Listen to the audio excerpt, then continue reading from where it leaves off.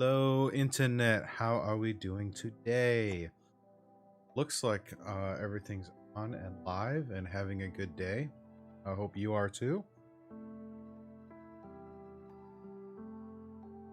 Not gonna lie, I'm a little tired today, but that's okay. I mean, last night was pretty wild, yeah. A couple of D&D, the new season of Challenge Accepted started. And of course, we had Shadow Watch yesterday morning, special guest, and it was kind of wild, kind of wild. Um, it's a lot lower tempo. Hey Mayflower, how are you this morning?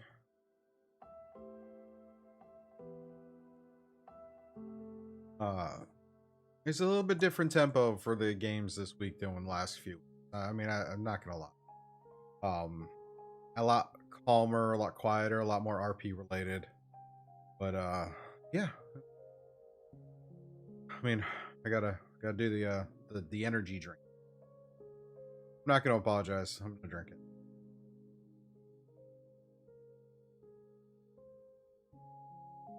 But yeah, energy drinks and coffee. That's how I'm starting my Sunday. How are you starting yours?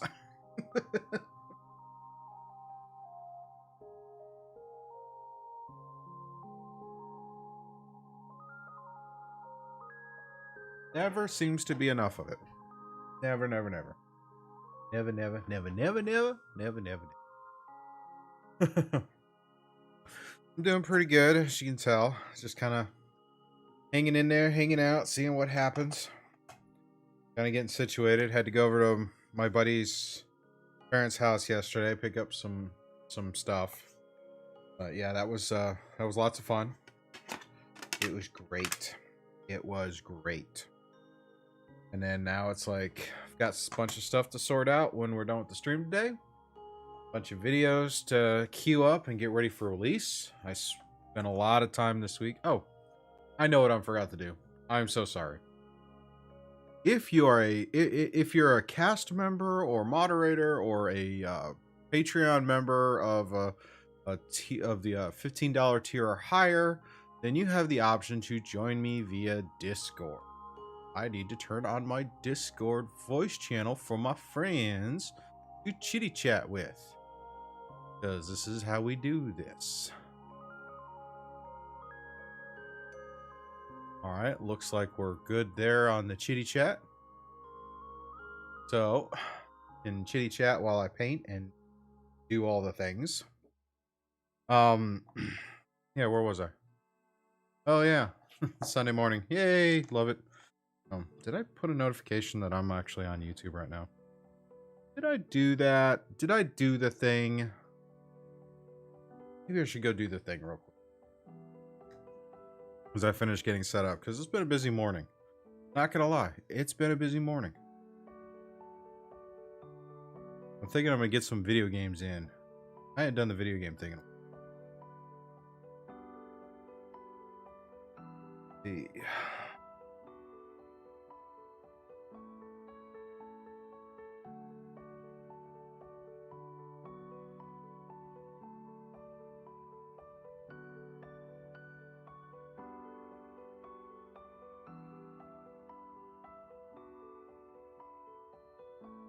Ooh.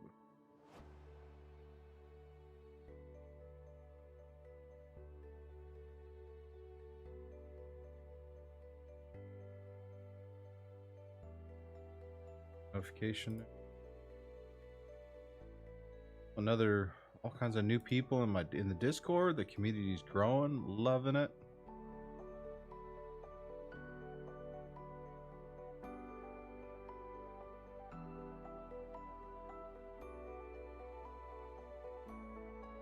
Oh.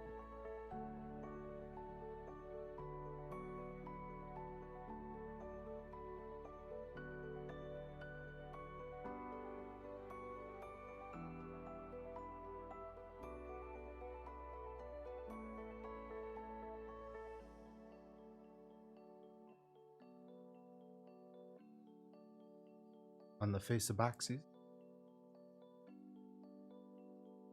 Okay, that's cool. Join the Discord when you can.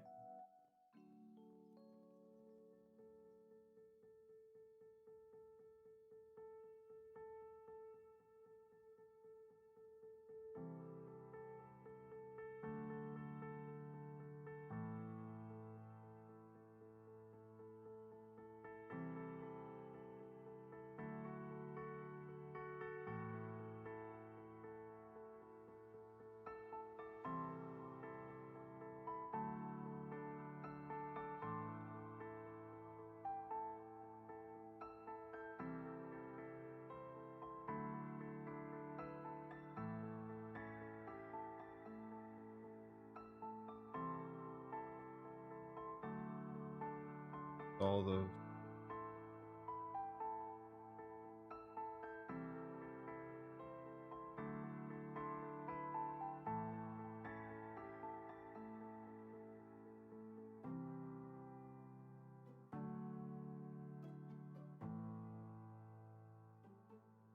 Alright, a couple of concurrent viewers. It's all good. That's fine. Got a few viewers. Great. A few viewers come back. That's even better. It's Sunday morning. We're hanging out. It's been a busy few days. Get my brushes sorted out.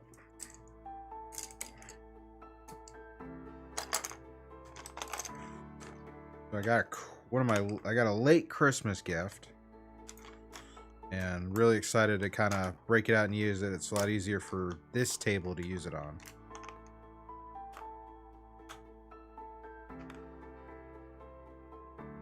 So, yeah.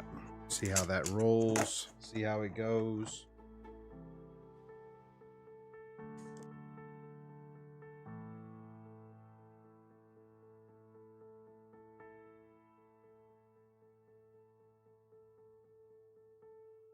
That palette, got this, got that. We're gonna hang out, we're gonna have fun. Do all the things. So.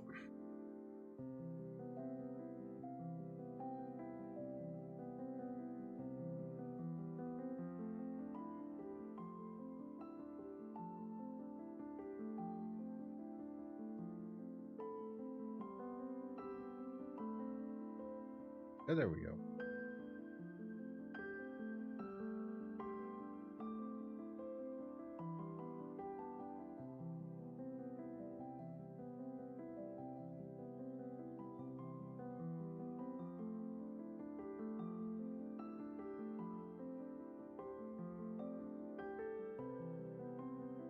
Okay, so yeah, where was I? Train of thought. Lost my train of thought. Go figure. So yeah, this week's been fun. I mean, this is kind of my weekend, my show to blog and talk about, you know, all the things and just ramble on in my head so that I get used to the idea. Hey, Kimitari. We are going to paint an undead Marilith. I just got in the mail a couple of days ago. Yeah, I'll go ahead and show you what it looks like.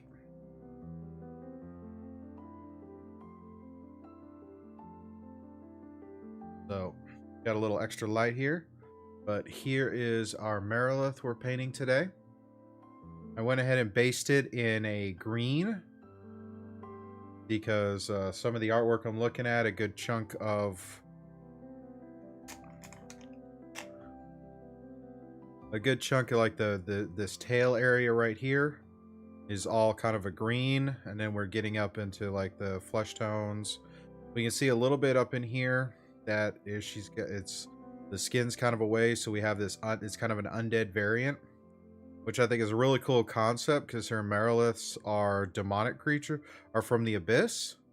So to see an abyssal creature turned into an undead creature is kind of cool. I'm sure it seems like a very interesting story. And you know, who's to say undead isn't going to be fun? Writing machine, how you been, man? Glad you like the music. It is Stream Beats,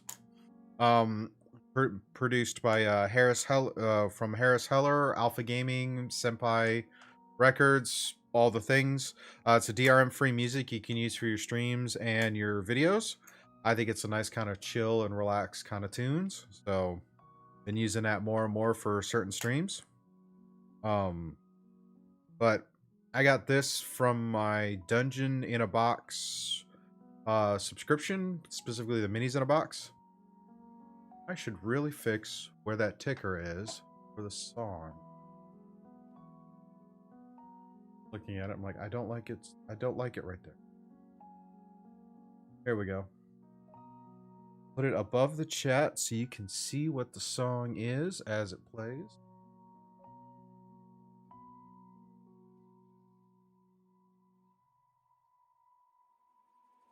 Yep, mini arm snake dealing mean only this one's undead, so hey, gotta love that undead fortitude. So yeah, we'll be getting into painting that today. I was talking about my week. Oh yeah, I was Busy week. Had a lot of video editing I did. I was up stupid late one night video editing. But I got a lot of my videos edited, uploaded, ready to go, so I'm feeling pretty confident about that. Let's see. I think for this, let's see, where do we want to start? What color do we want to start with? I mean, I'm literally going to be kind of putting together this color palette as we go along. I think we'll start with this heavy black green from Vallejo. We'll do that as kind of the base coat for the body. And then we'll kind of work out from there. I got this new Army Painter wet palette in for Christmas from a family member. So I'm getting to test that out today. A little easier because it doesn't take up quite as much space on my table. Whoa. Okay, I might have a little too much water in my wet palette. That just went all over.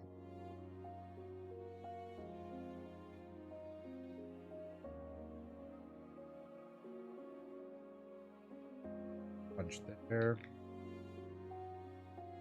That spot's a little wet still.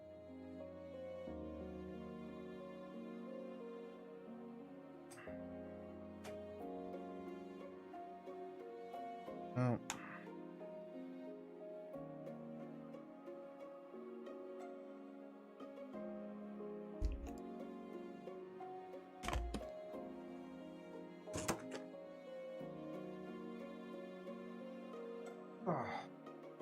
So we grab this nice wide brush right here to start with.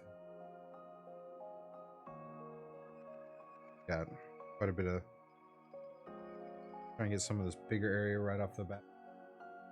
Only gonna use a little bit of paint at a time.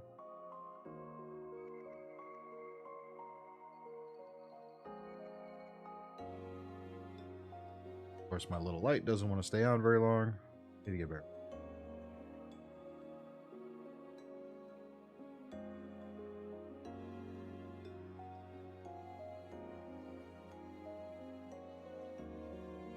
Trying to get some of the big blocking area right here for the snake body.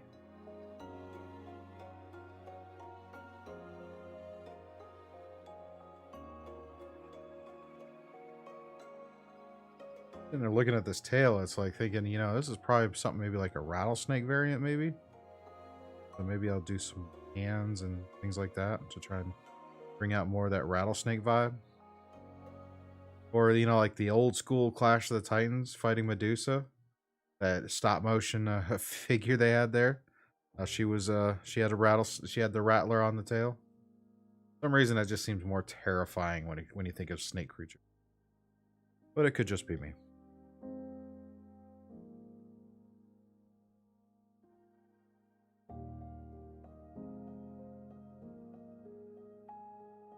Hair, we'll do hair in the same. I have a picture I pulled up from D&D Beyond I'm using as a reference for my colors. This is where I got that green for the snake body.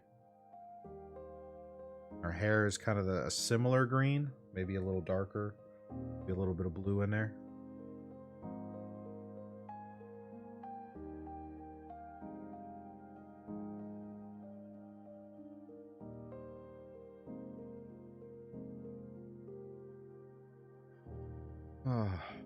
So yeah, got a lot of videos set to come out next week. So if you're subscribed here on the YouTube channel, letting you know ahead of time, there's going to be a lot of stuff coming out. I'm going to have all of the episodes you're waiting on for Challenge Accepted and Shadow Watch coming out, a bunch of podcast things, and then some shorter form videos that me and Rye have been working on. Because we had so many movie reviews from the break. Just figured it was not worth it to try and do them all in one podcast episode. So sit there and kind of go through and do them as kind of a short form video. And of course the rest of our series on Mandalorian season 2, because want to get that to completion, even though we kind of missed the boat with all the hype on that. But you never know.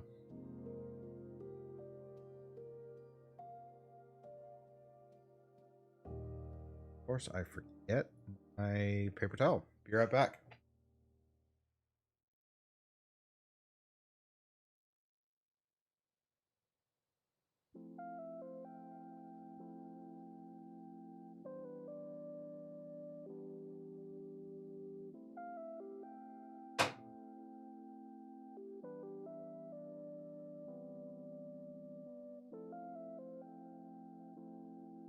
Alrighty.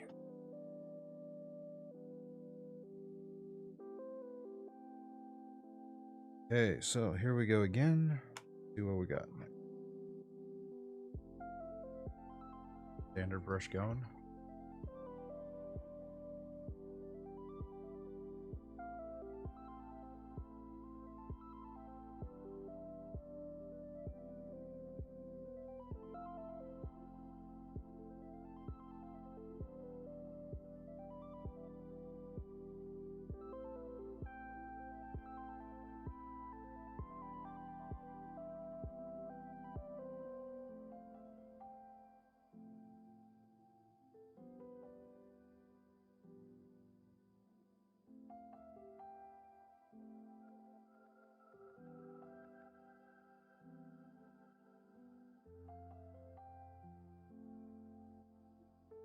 I picked up one of these little Walmart kits for like to help with my lighting setup.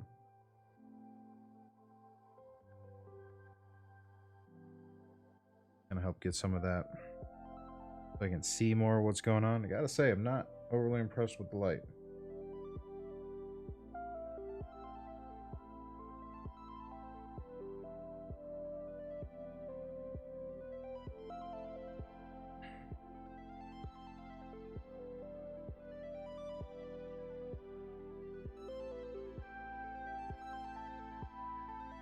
Shut off every few minutes or something. It's not the greatest.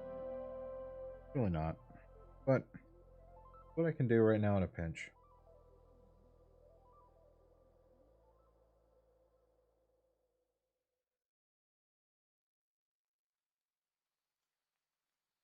Trying to get some more of this stuff right here in the body.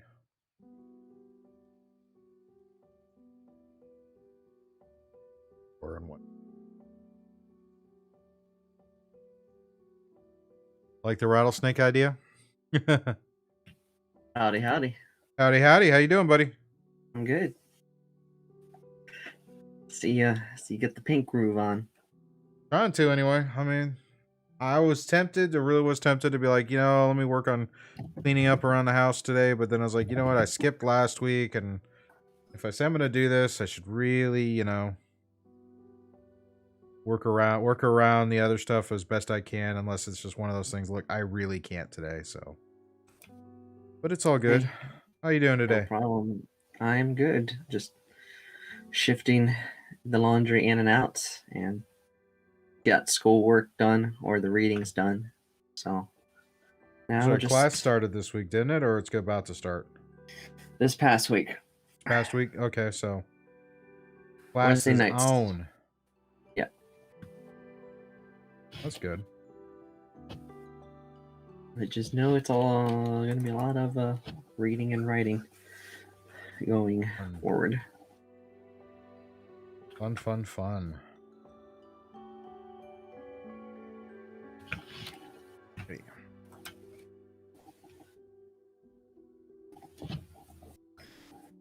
Skin tone.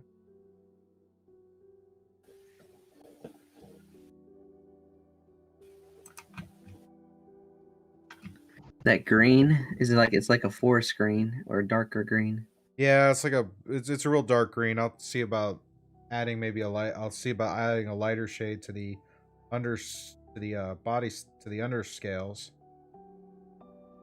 I'm gonna try and work on the humanoid parts. Get some flesh tone on things like the arms and around the armor. Hello. Hello. Hey, How you May. doing today? I'm good. How are you? Not too bad. Been a busy few days. Yeah, ours has been too. Remember? We had that water heater issue. So Yeah, how's the everything. word on that? Is that all fixed up? Oh yeah, it's we got a new water heater. Just rearranging that part of the den. That's good. I had to put everything back.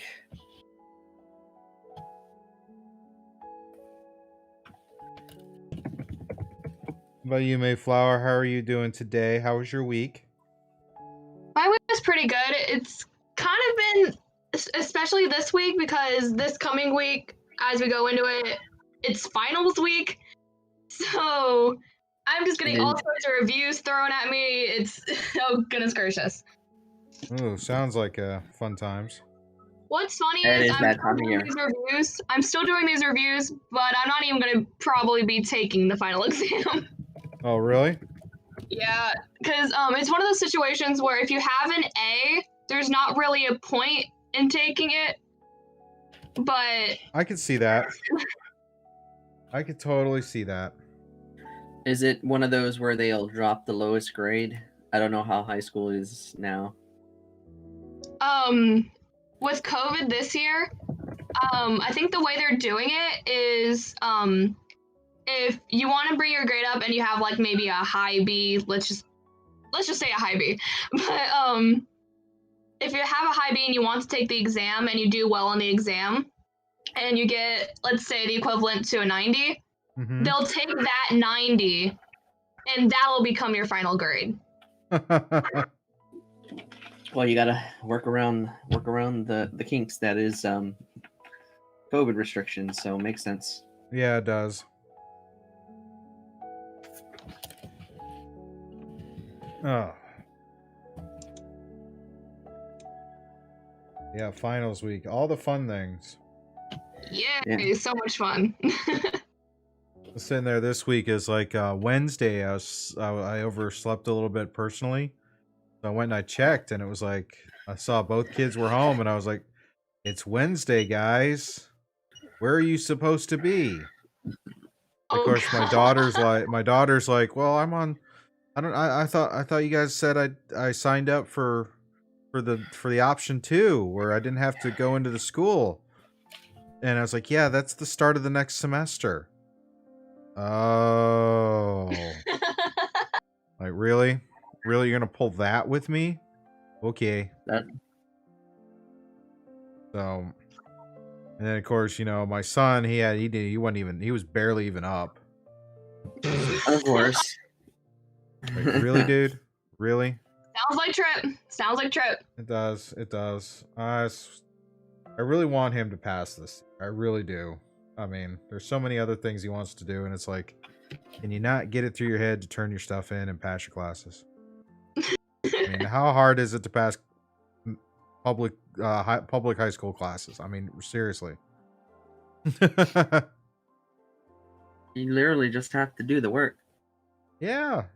Do the work and turn it in when they ask you to turn it in. That's pretty much what it is. A lot of the stuff we've been having has been either accuracy, but we go over it in class, or we go over it in class, but it's a completion grade. So all you have to do is just turn it in. Yeah, I mean, how hard? It's not hard. That is college in a nutshell. Any form of college in a nutshell. Yeah. You do your, as long as you you participate in class and all that stuff, you'll get that completion stuff. The heavy hitters are the research you do, the papers or projects you present, or the finals you pass. Right. Because it's all about attentiveness, learning that semester, and then being able to be like, hey, do you know what you know? I know what I know, but I don't know this, so this is my grade. Yeah. Yep, I totally get it. I think I've never, I mean, to be fair, it doesn't seem like it's really all that hard.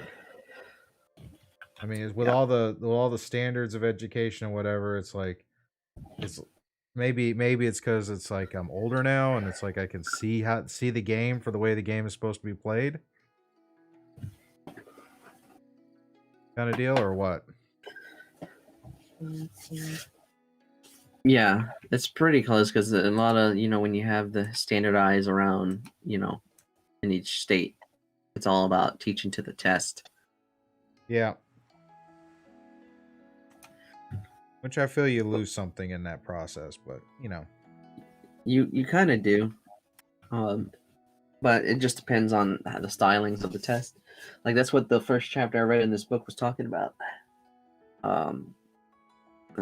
Not book, but one of the stuff I had to read. This is some of the standards tests are, it hinders it, but depending on the stylings of the test, if it forces you to do an encompassing of what you've learned, then it actually puts analytical. So it's all a matter of how the tests are implemented or what the purpose of said test is for. Because I know we've had this conversation, or I was like sitting in certain classes when I was in college, you could tell the difference. You could see the difference in who was coming through the current education system to who didn't. Yeah. Kind of sad to see that, and you see that difference in generation. Oh yeah. And not even so much generation. So sometimes it's just a different in mindset. Oh yeah. Golden tips. Is that gold or yellow? Yep. So Rye, got to be clear. It's like I figured out this. Rye and I recorded a bunch of stuff on Tuesday, but turns out there was something jacked up in my recordings, so we're gonna have to re-record all that stuff. That shouldn't be a problem, right, Rye? No, that'll be easy. Might even be able to get in a few more of the films, so I can give a better opinion on. Oh yeah, it depends on. Well, I know the two that were in theaters are on demand. It's just a matter of price point. Well, I think. Well, it's like News of the World's like $20 on demand right now, which is much better than some of the other films that have come on demand. Oh yeah. So they're doing that semi simultaneous release, or it's been in the theater for 15 days, so they'll throw it on demand. Yeah. Yeah, there's a lot of those on Amazon. I saw the stuff that are in theaters are up on demand now.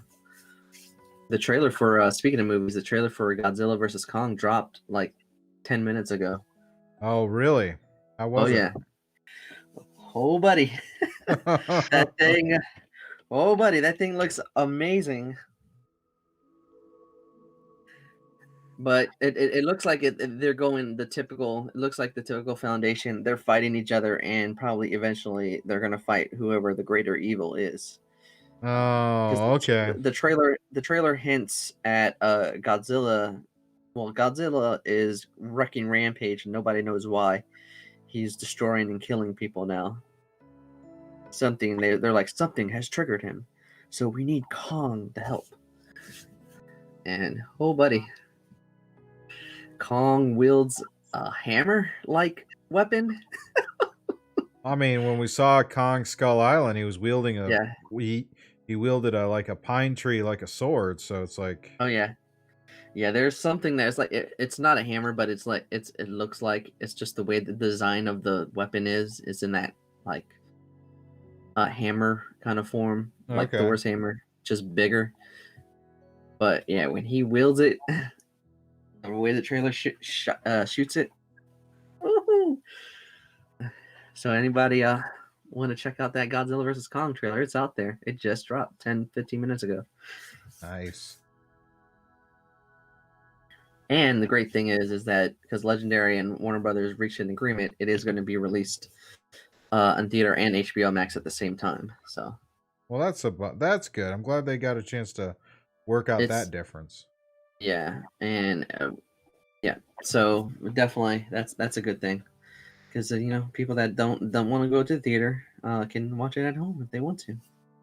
Yeah. But it probably was a money deal because, like we mentioned on the previous podcast, Legendary has a huge investment in this movie. So, huge is a nice way of putting it. It's more like if Legendary doesn't do well on the on the release of it, then they could end up going bankrupt and closing their doors. Yep, it's very possible. That's happened to a lot of studios in the past. So So, would not be surprised if that's what we might see if this doesn't do well. But I mean, the kaiju movies always seem to do well, even if they're not very well received critically. yeah, people just like seeing monsters versus monsters, Yeah, totally. and especially with the iconic characters in this movie, yeah, people are gonna be like intrigued. Totally. And if you have HBO Max, you can watch it at home. But yeah, that's what I'm starting to do, is write my review for the movie I watched on Friday. The White Tiger, a Netflix original on another foreign film, Indian. So definitely interesting.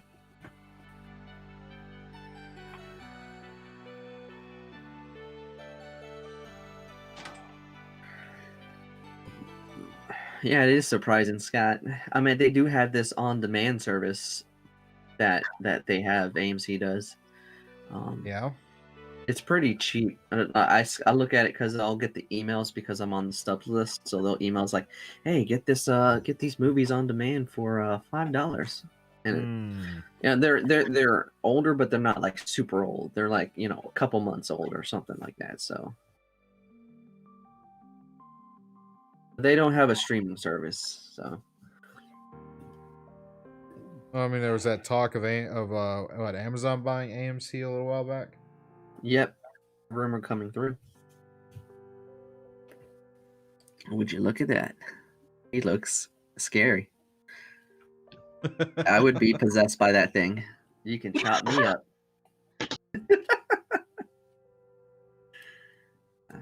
But yeah. Oh yeah, monster movies are back, Marty. Let's see if I can find the trailer. I'll put it in the chat because I just watched it when I was in the laundry room. Where's my history? There it is. Sunday. Oh, there we go. Let me copy this link. What in the name? Thing is terrifying looking. Jesus. What? The monster you're painting. I can't remember the name of it already. It's called it's a Marilith. They are a creature from the abyss. It's basically kind of a half half snake, half woman wielding swords. I mean, it's pretty nasty in the as far as a fight, but it's also one of the basic monsters. It's a challenge 16. The Marilith makes 7 attacks, 6 with its swords, and 1 with its tail. Each longsword has a +9 to hit, a 5-foot reach, and deals 2d8 +4 slashing. Yeah, please don't throw that at us for Teens on Parade, because with how bad our health points are, we're screwed. Oh no, I mean, if the new teen, which need to get, which I've been asking, have they all sent me their release? I have not seen all their release forms. I can't move forward with scheduling till I know they've all gotten permission to be on camera. Y'all are minors. I can't find the release forms because the only one I can see is the one I had signed. Okay. Did you pass off the blank copy for them? Or no, I gave you one as I can't find the blank copy. Huh? I can't find the blank copy. Oh, well, see, that's an easy remedy. Don't let me forget to send you a new copy of the blank one. Okay.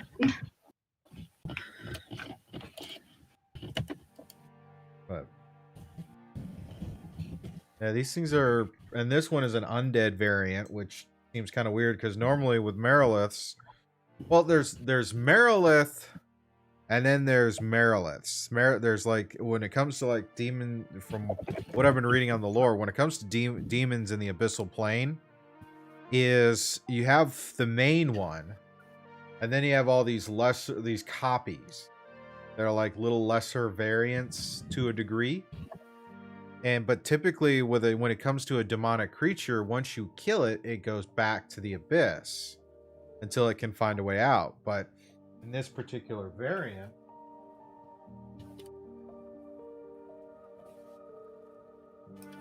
this is the artwork they sent me with the miniature, is somehow became undead. Well, And it is still massive. Only this time it's like instead of 7 attacks, it's 4 attacks. So sometimes with undead creatures, they're not at full capability. But still, just 4 sword attacks and a tail versus 6 sword attacks and a tail is still gonna suck. oh heck no. But you know, get some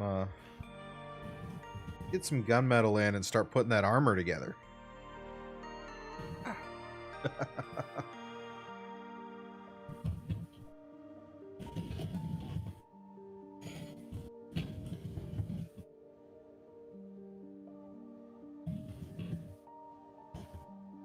Yeah, Japanese versus American monster, because King Kong is an American deal.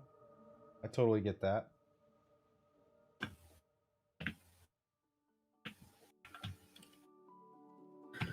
That is definitely something I didn't think about, but yeah. Kong definitely got big though. Yeah, it seems every time they make one of these movies, the monsters just get bigger.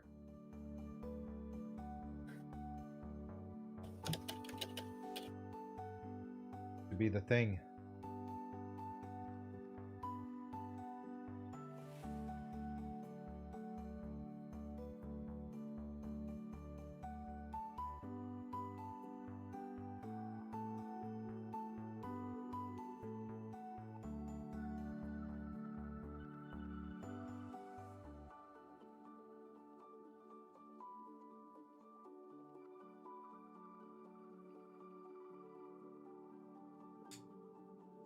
Need to get a better light so I can use on my. Oh. See, that's so much easier to see by. For some reason the little light doesn't stay on very long.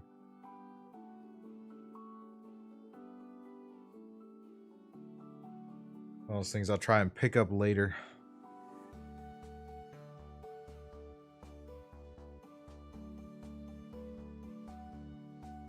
Had an interesting question in the chat on Saturday, in case you guys are curious.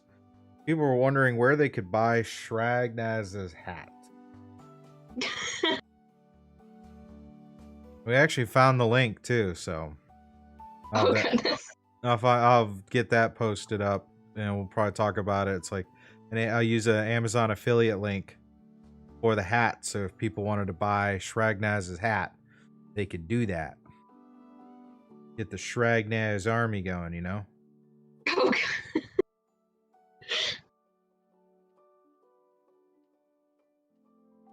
Actually looking forward to getting some terrain started this week. I'm going to do it. Once we get done with the stream today, I'm going to be putting a video schedule together and putting links in Patreon for early access for all the videos.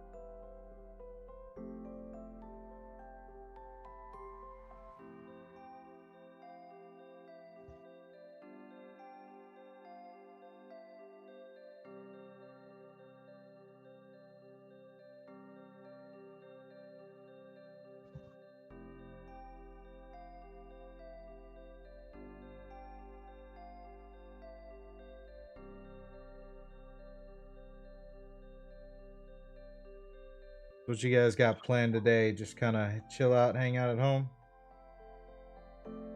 Yeah, pretty much. I do have something I gotta finish for school for exams.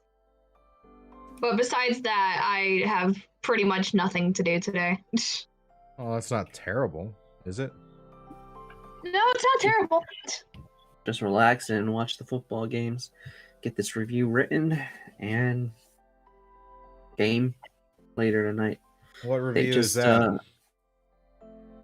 What review you got next? The White Tiger, the Netflix original. I that saw I that on watched my on feed Friday. yesterday. I was thinking about checking it out. It is I haven't written my review yet, but it is a Indian film, so it's another foreign film. Okay. And it's pretty much a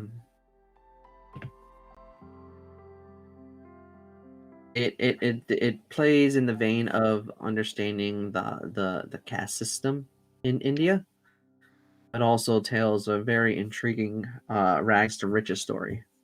Really? Yep. How is it like in a similar to like Slumdog Millionaire?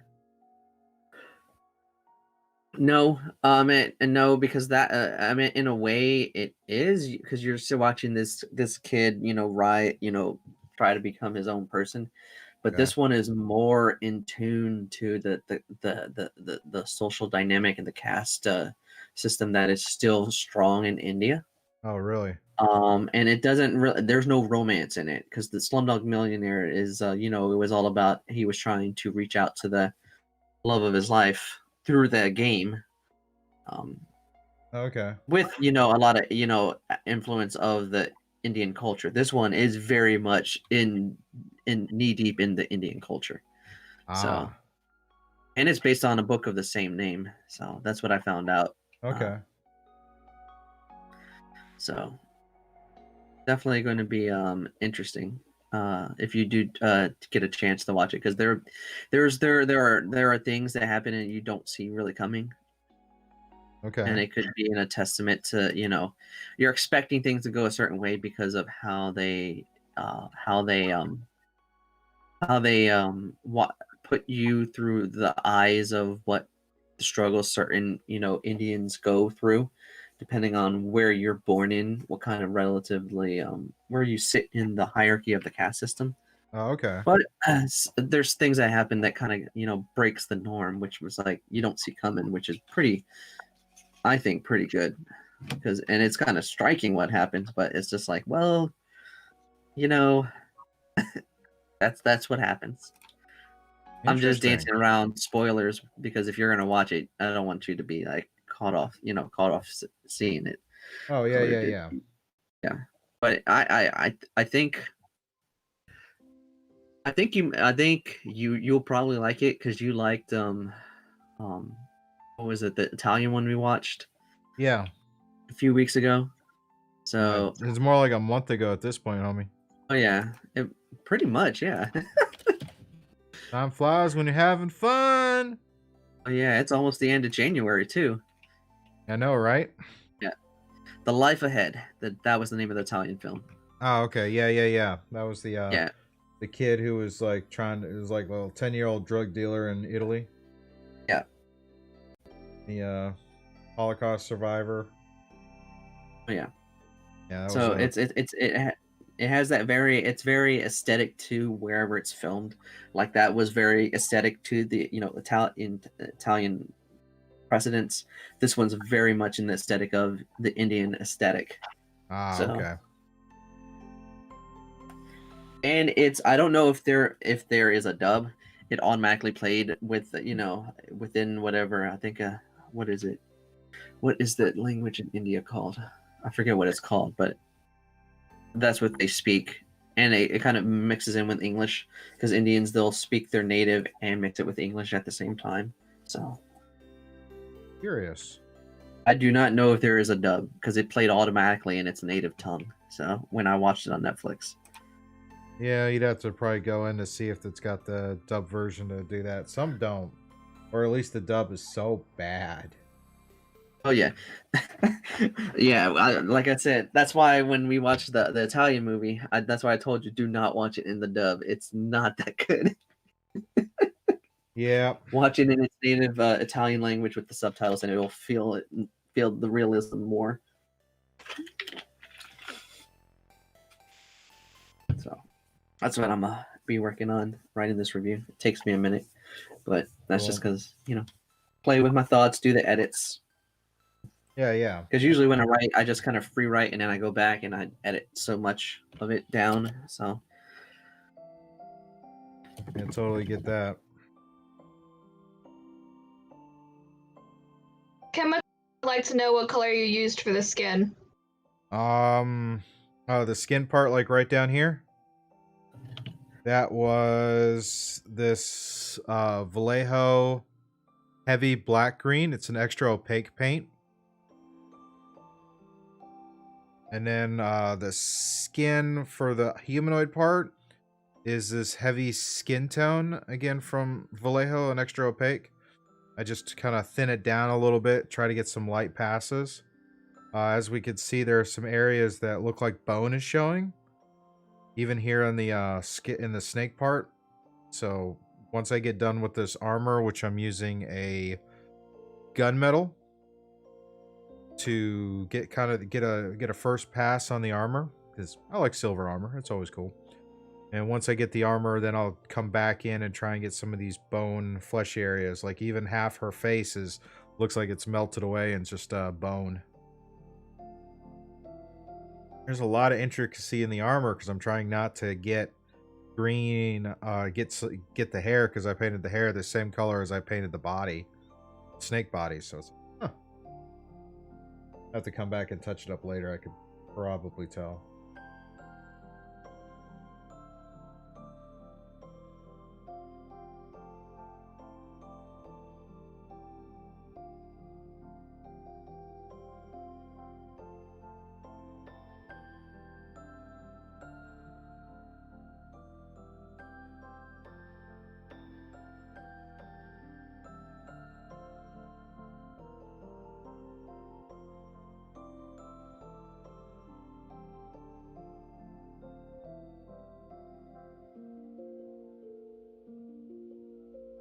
I apologize if I get really quiet as I'm trying to get really focused on getting some of these details. Try not to paint what I already painted once, I guess is the thing I'm looking for.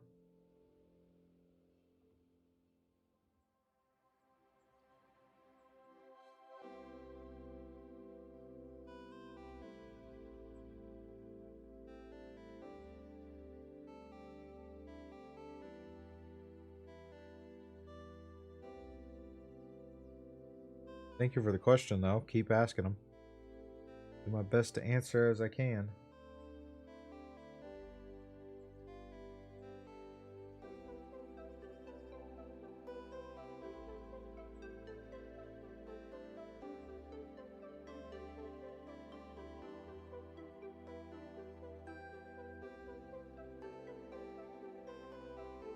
I think the other thing I'm going to try and do this week is get some more work on the World Anvil page done. A couple articles I need to make.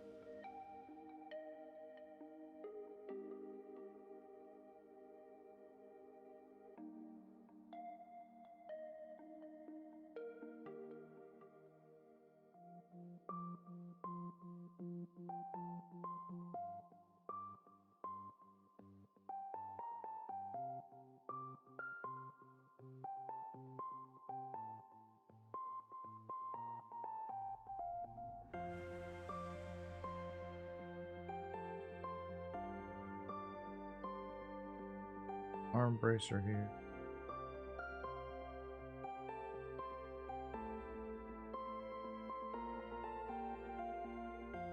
It was always I gotta admit, it was always so kind of like, man, I don't know if I can get into this. It seems it's really kind of all this detail, and amazing how actually kind of calming this is.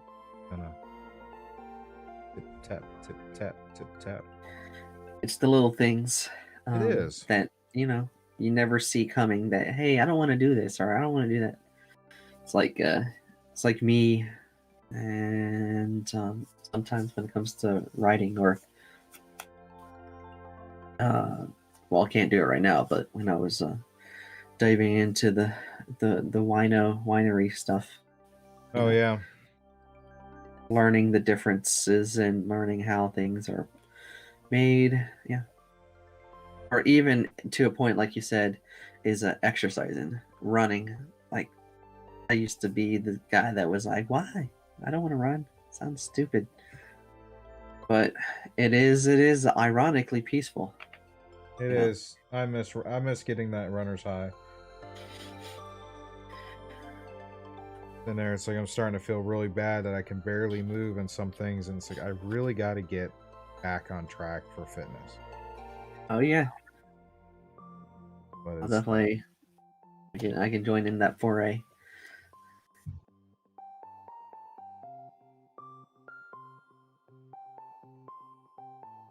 How much would like to know if you knew that the stream plays on World Anvil when you're live? It does? Yes, supposedly. Oh, cool. Interesting. I was not aware.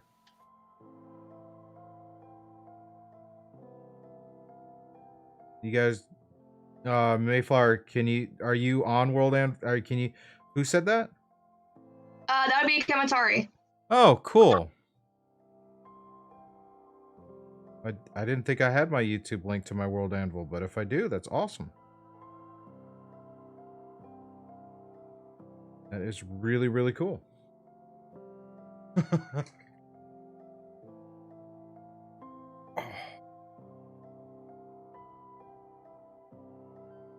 Starting to get there. I mean, but if I had the same model in a year from now, it'd be a much better paint job. I'll be honest. It's colorful. It has a good striking contrast with the green and gold. Oh, the green and the silver, and then like that bronze, that heavy skin tone. Yeah. Yeah. I think next we'll work on the bony bits, and then gotta figure out a metal for the sword hilts. Cool. Well, I'm gonna go ahead and play this. Up this. Not that. This mouse. There we go.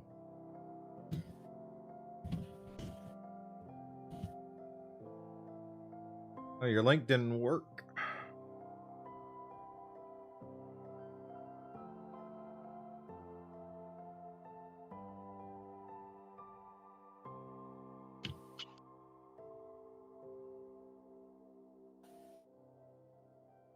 Hey, your link for the trailer didn't work, buddy.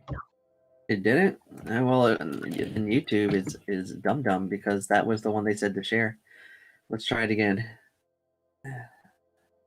Where's my history?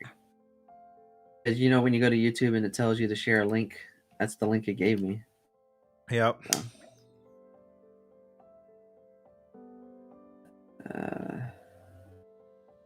So, you know what? I'll just copy the thing right out of the web address. If that works. Whoever is clicking it.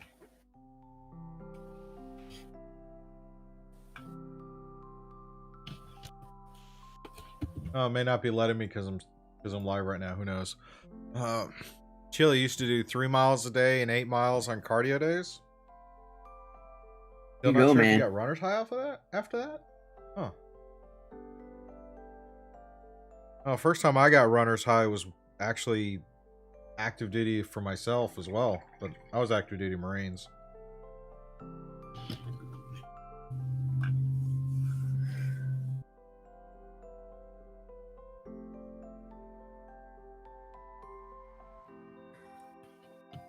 Let's see. Let's get some bone white in for these bony bits. Let's see what we can get out of that. Yeah. Smaller detail brush for that.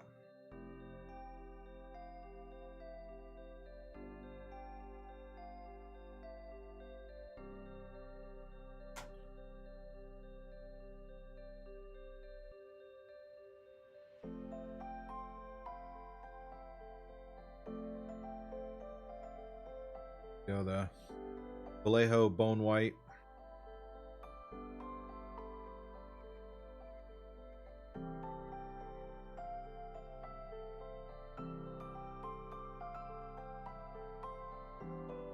So I looked at the World Anvil page, and from what it looks like, it's only the Twitch. It's not YouTube quite yet, but the Twitch live streams play on the World Anvil page once you're streaming.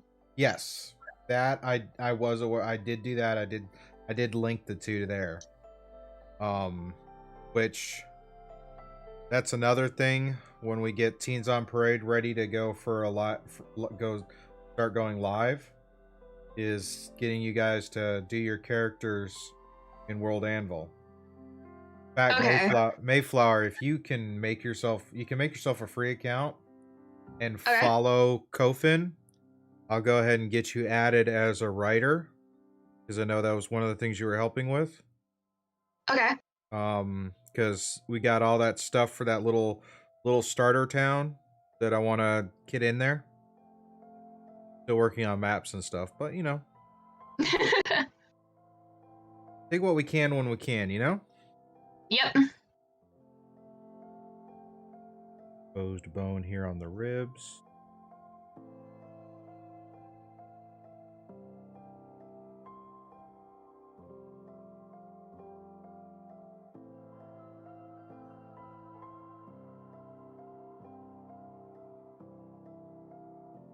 Might have to get some more brushes. These are starting to get a little frayed.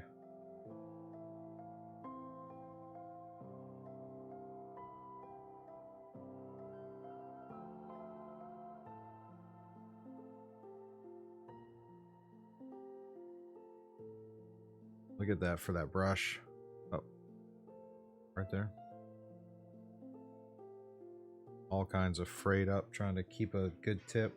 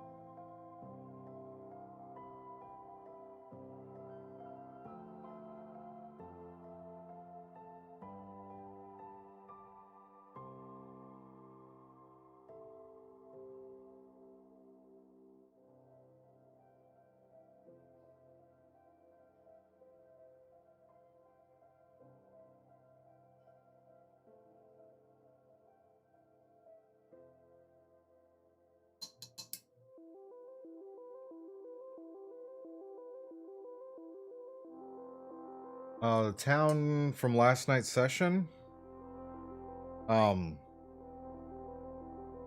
Squall's End, I believe, is the name of the town.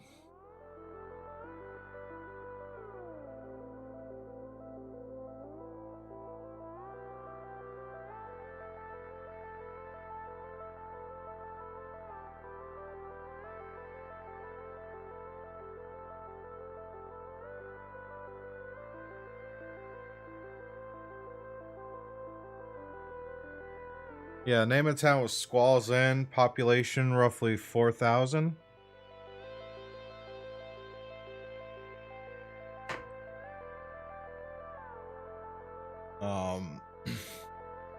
Had the kind of a basic thing, but it's trying to think of it as like a little farming town kind of thing, kind of really spread out.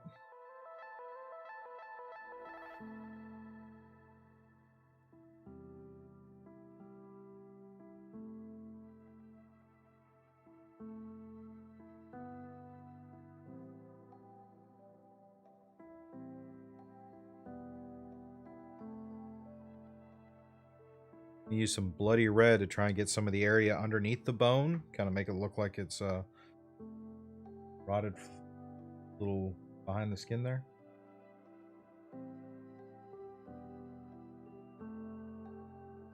And back later. You can see a clear indentation where it's like this outer skin is ripped away. Try and get that bit.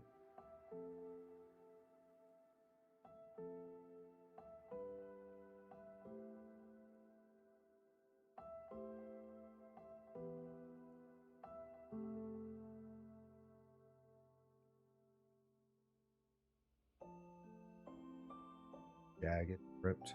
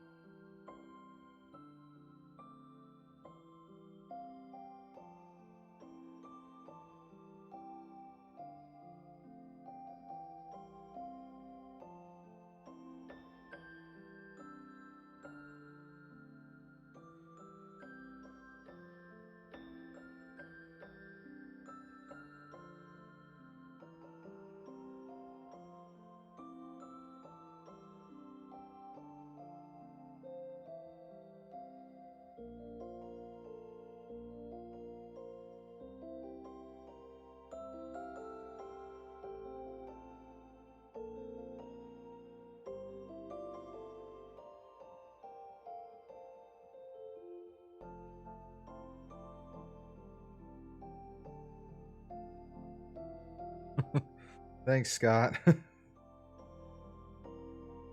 Trying here. This is just literally I'm kind of coming up with this as I'm doing it, as opposed to trying to think about it. It's like, okay, if I were to see this undead creature wielding 4 swords, like, yeah, what would be really freaky about it? Especially, it's like if I can get a regular Meryl and think of anything. I think the encounter I'm thinking is either finding a real Meryl and killing it, but there's some innate magic beast bit that turns it into a kind of an undead variant, and then as an undead, it comes after the party again for a second round. That would be pretty terrifying, wouldn't it?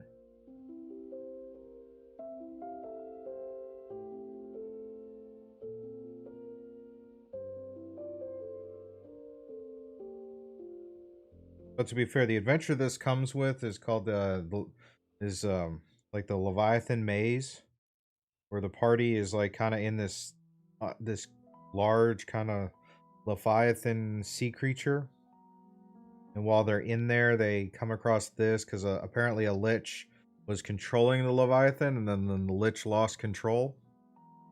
And it was like, oh gee, I wonder what. This didn't sound like it was going to go horribly wrong, did it?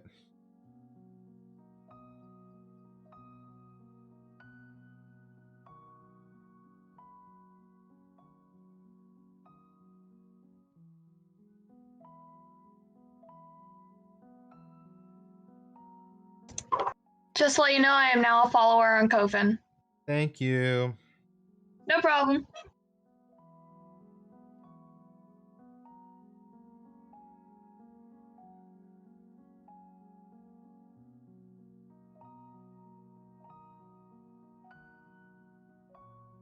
Just looks like everyone wants the Marilith to appear on Shadow Watch. Not challenge accepted though. Just Shadow Watch. That's. Try to help you out here, Kamatari. Let's see if I put it in. That's interesting because I can totally see that encounter going in two completely different ways. Shadow Watch probably go about it a little differently, but when we think of like challenge accepted, one of my first thoughts with challenge accepted is, yeah, they'll see this and Pearl will like try to make friends. And poor Titus will be sitting there like in like a perpetual facepalm state.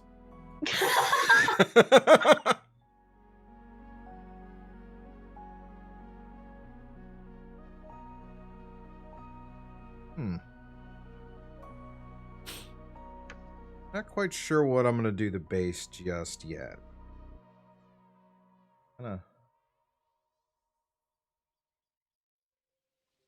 Really sure.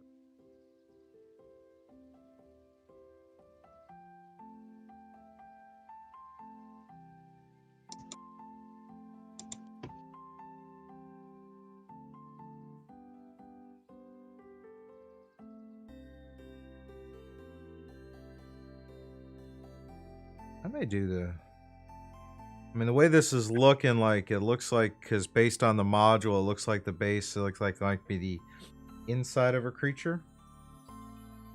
So maybe having it like that, trying to picture the throat, maybe do that in kind of a red or a pink. Or I can be like, you know, let's make this kind of faux dirt and make it brown.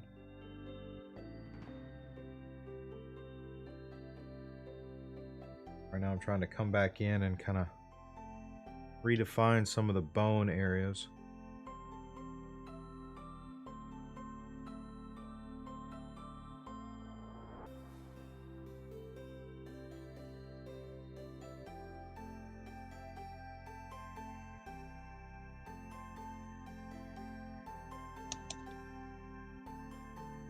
I meant to say this in chat yesterday, but I was imagining it as Pearl and Nin are like the toddlers, and then Carolee and I'm forgetting names all of a sudden.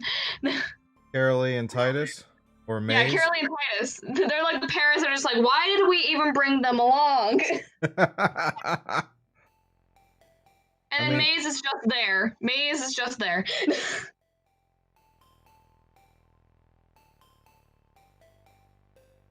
I mean, I could see that. It was just really kind of funny with with them last night. It was just that.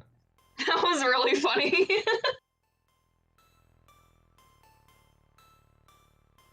I kept thinking Maze was trying to flirt with Titus, and I was like, okay, where's this going? Nah.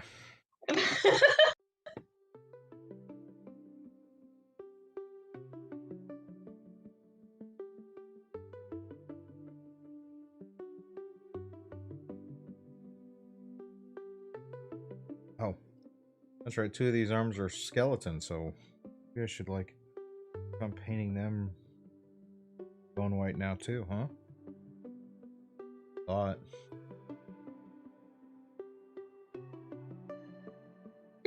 Self all braced up. Kematari just said, thanks, I drew on my vast experience as a toddler.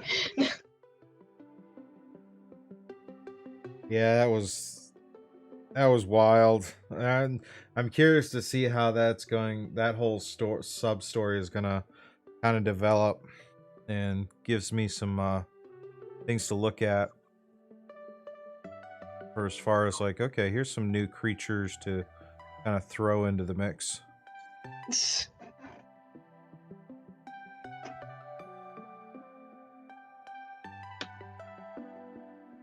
Yeah, for the Teens on Parade campaign, I'm starting to get increasingly more nervous because our HP sucks. You're only what, level 1s? Yeah, but Well, of course still. of course it's going to suck. You're level 1. I mean, my HP is 7, so What You class are gotta you? work with what you have. I'm a halfling wizard. Oh. What's your con A modifier? halfling wizard. My what? What's your constitution modifier? Con? Let me see. Hang on.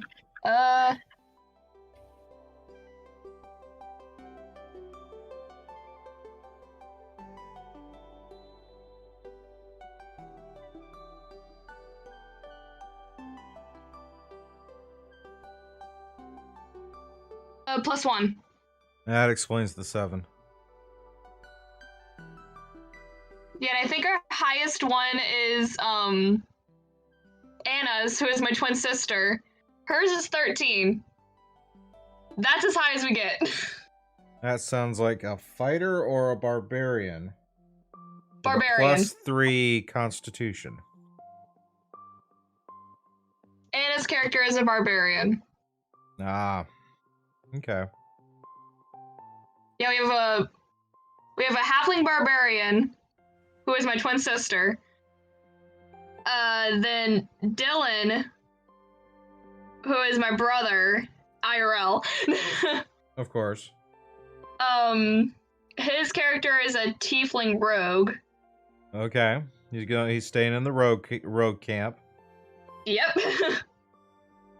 And then my boyfriend is a dragonborn, I think, paladin? No, I think it changed from paladin. Hold on. Well, we're not sure anymore? Dragonborn paladin, I was right. Okay.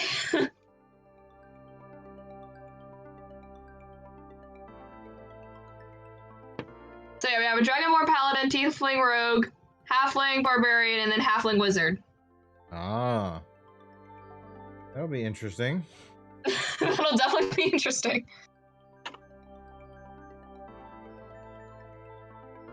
That's okay. There's plenty of room in Kofin for all kinds of adventures.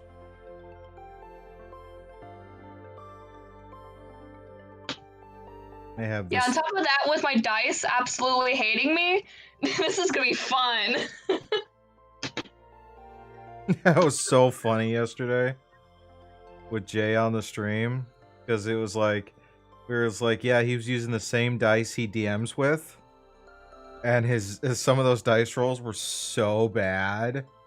See, he knows my pain. And we're all, and it's like, because normally they're like so good when he's on when he's doing that, when he's DMing. Yet it was like, yeah, they didn't work out so well as a player yesterday. I was like, I'm not saying nothing, because, you know, sometimes the dice giveth, and the dice taketh. All we can do is just kind of hang on for the ride, you know? Oh no, all my dice do is taketh. Like every once in a while, I'll just grab the dice tray I got from Jazzfall and my dice, and I'll just be like, you know what? Just maybe. No, I get a crit failure. See, why you gotta be tempting fate like that? I don't You're know. not fate. I mean, that Fate will bite back. that sounds like you're just tempting fate.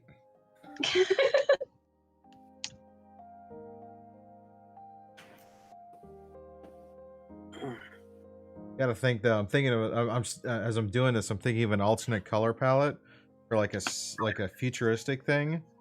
It's like the Marilith's is, this thing's just like a cyborg. So instead of bone, it's like a metal, like a metal skeleton underneath. Thinking that would be quite terrifying. Yeah. You say that as if it's not already terrifying, just in this state. Eh. Always room for improvement.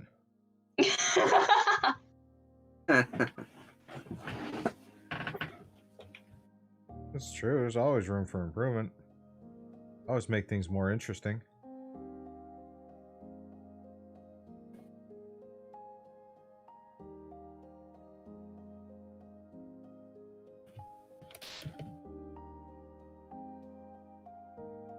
All right.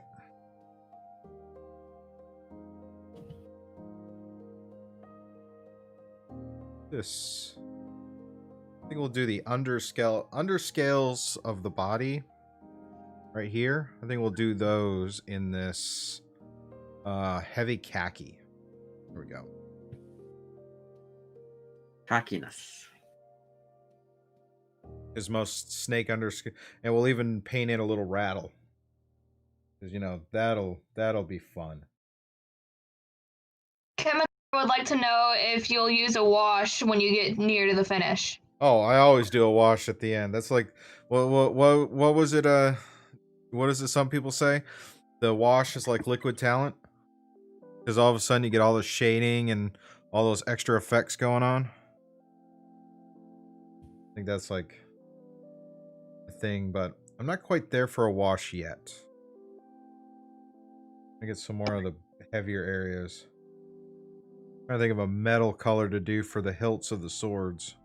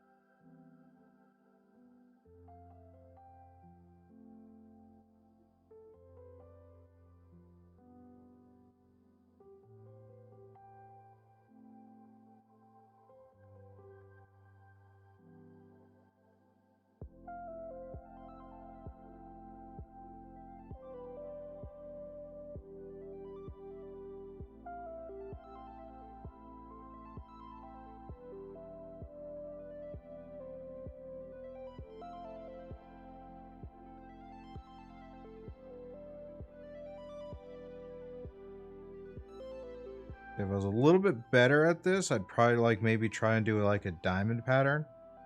Because I was sitting there looking at this, it'd be like, you know, it'd be so cool if if the scale pattern was like a diamond back. That would be pretty cool. Not quite there yet. I need some more. I need some more practice. But That's how you get better at things. Practice, practice, practice. yeah, right now it's just trying to work on my brush control, keeping my tip, keeping the level of paint there.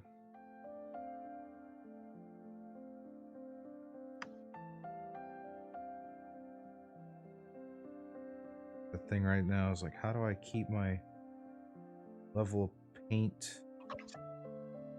Brush tip is another thing because it's like that brush control, because that's like the biggest things. Figuring if I can get that thin coating, brush tip, and it's like it'll be easier to get these layers in. Yeah.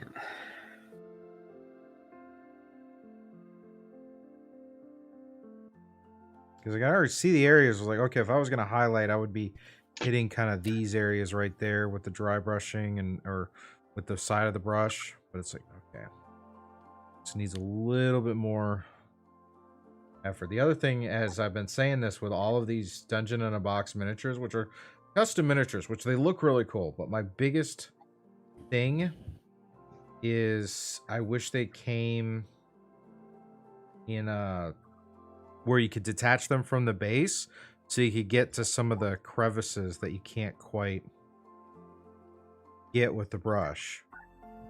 And well, it's like, yeah, I don't want to spend like too much time on it. I at least want to, you know, be able to get some of those areas. So it's like my own peace of mind is like, yeah, I know I couldn't reach this area, so kind of hard to see it, but I know it because I painted it. And it's like, I'd love to be able to get back at it. But then again, also maybe if I had a little bit more time and whatnot, I could just try to pull the mini apart myself. And this one looks like it was actually 3D printed with the base attached. So it's like, you're like totally cutting it up to do that.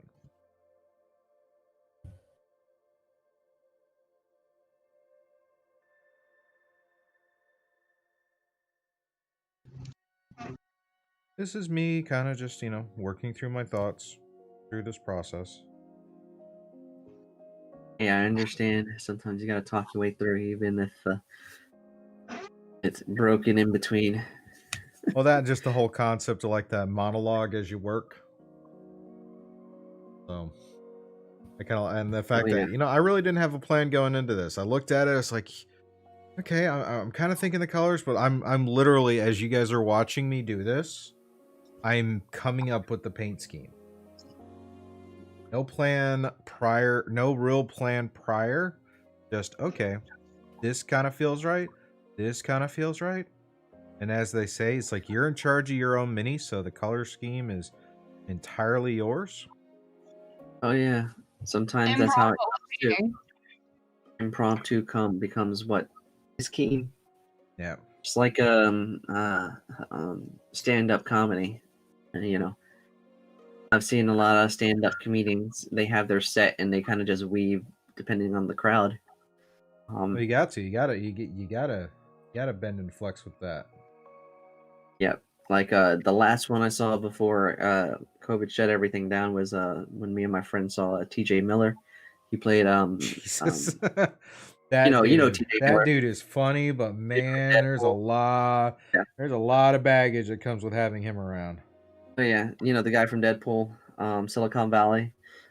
He did a stand up at Funny Bone, and we saw, and he is really good stand up, and he knows how to work the crowd. Yeah. So he has his set, and then you probably remember this is I told it on the podcast, one of the older podcasts, and he there was a Navy guy that wanted to like try to set him straight, or a military guy, I can't remember which branch, and then the whole like half his set was built off of this guy. He was just roasting him the whole time. It was kind of funny because he was like trying to go against the joke. It's like trying to be proper. It's like, oh, you're in a comedy club, you're up front, and you have somebody that is a prominent stand-up comedian. You are going to get roast. Yeah, what was that? What was that movie? What was that? Nutty Professor? Uh, When that first time when you had Dave Chappelle and Eddie Murphy in the fat suit, and at first it was like Dave Chappelle just kind of roasted him, and oh then when yeah, after the experiment and he comes back in and it's like part of me sitting there thinking, whenever I see that scene, I'm like, you know, kid, you should just sit down because the master just walked in and told you how this works. oh yeah. I just find it funny. It's like some people get gassed.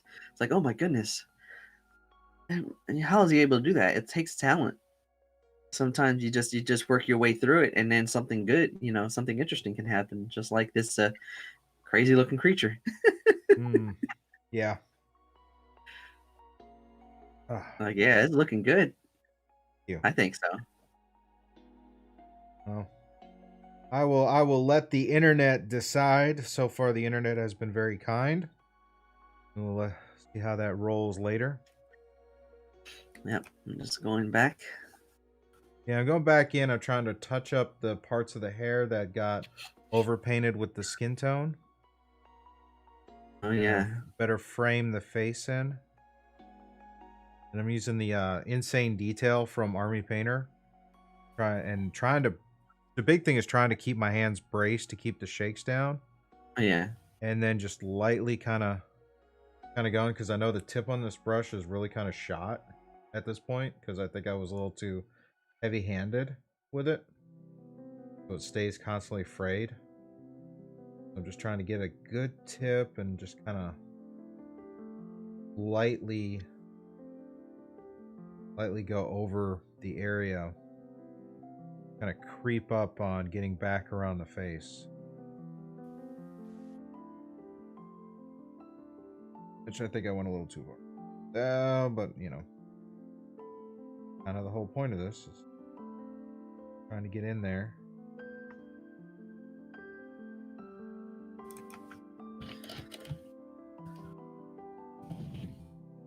But I think you're right, though. I need to find a good color that would be opposite this base to kind of go in there. And I think I want to add some gold. Some gold or some bronze, because we have some what looks like some strapping around the armor. And I'm thinking like maybe some jewel colors in here along these little areas, kind of dress this up, because even though you're like a demonic female undead crazy thing, no reason not to look fashionable. What we got to work with? I have my bronze. Nope, that's heavy ochre. Heavy red. Polished gold. Oh, there's a contender. Sepia shade. Magic blue. Oh, that would be good for a gem. Here's jade for another gem. Maybe, I don't know. Maybe not that one. Bronze flesh tone. No, not so much. Heavy orange. Gold brown. Stonewall. Been amassing a collection of Vallejo paints. I still need to get more. Plague brown. Here's the flesh wash. Do that for later. A leather brown. She doesn't really have any leather strapping. Not really, anyway. Skin tone.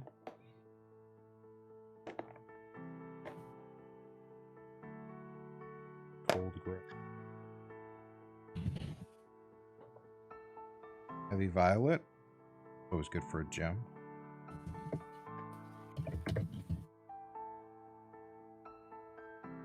Oh, see, there's one I should have pulled out. The dead flesh. If I can get. That's okay. We live and learn. Hammered copper. That might be good.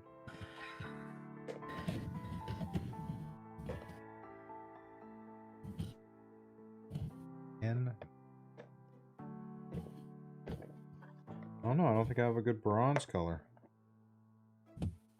Well, we know what that means. Off to the hobby shop to grab more paints. Can't find a color. I need to go buy more paints.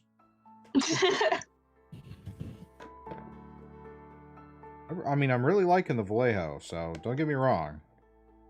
They work out really well, and I love the droppers, just like a lot of other people have commented, so I'm not the only one thinking that. Gotta do what you gotta do. That's true, that's true. Oop. Let's go polished gold for the hilts and the strapping on the armor. Let's see how that comes together.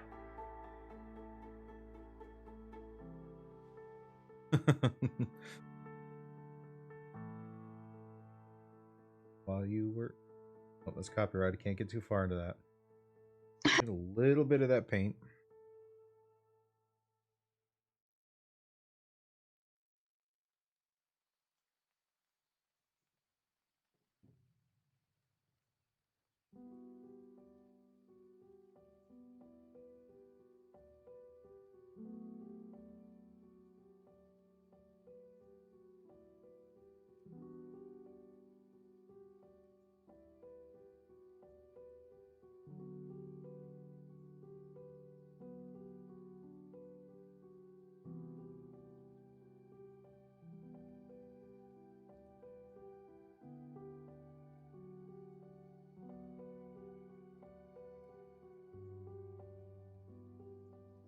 Sounds like the neighbors are awake, moving more stuff in. Side of the brush this time.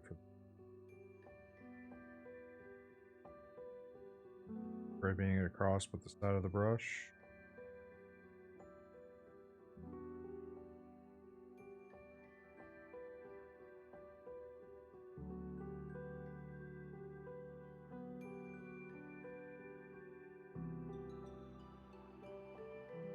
How you guys doing in chat? I know we got kind of the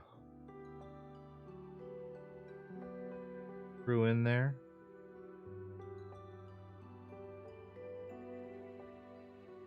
Yep. Heavy colors are very cool. Still watering them down, still priming, but hoping I can see how this kind of develops over the course of the year, because got a whole bunch of model painting. I've got plans for videos for painting that aren't necessarily going to be live streamed videos, but it'll be nice to see how that collection grows.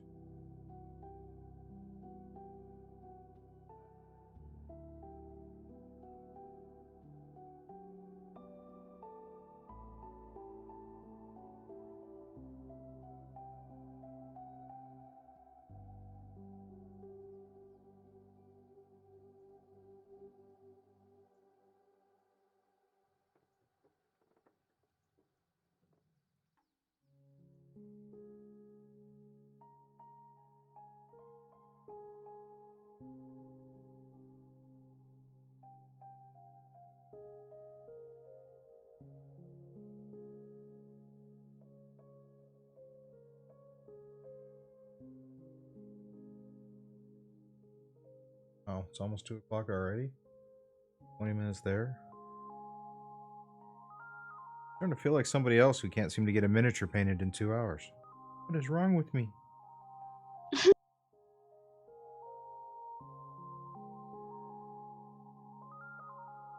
Right. You can't run a little... That doesn't look too bad, does it? The gold for the hilt there?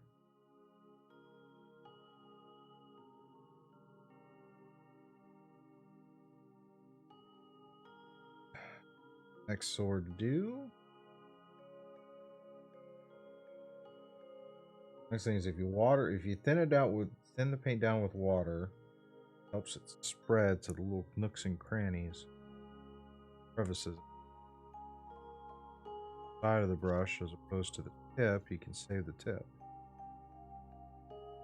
Which is funny because you hear people talk about that. It's like, oh, that sounds like great advice. Yeah, it sounds great until you try to replicate it, and then you realize, oh man, that's a lot harder than it.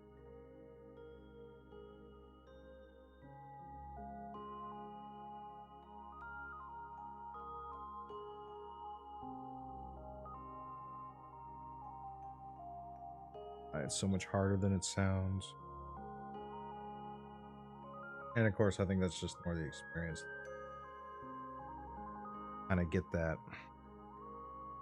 What can my hand, like what can my hands do? What can brush do?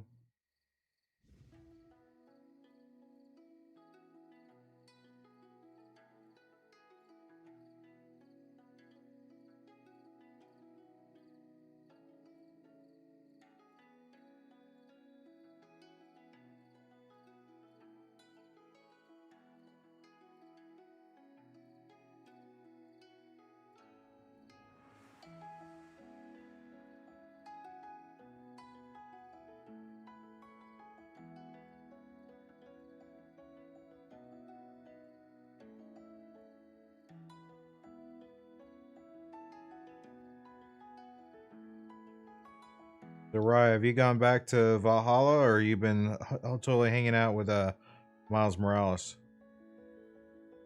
If you're still here. Oh, I'm here.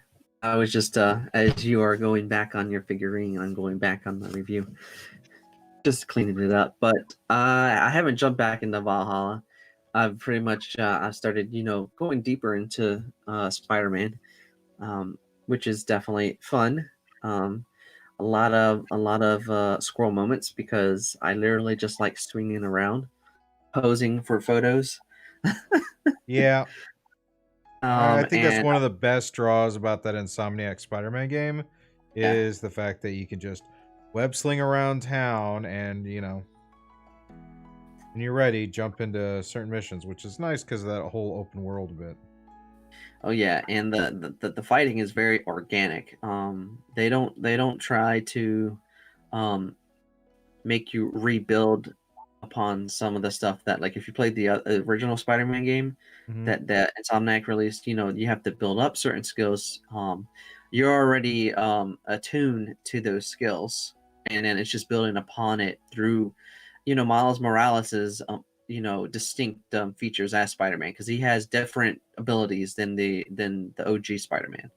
So Yes.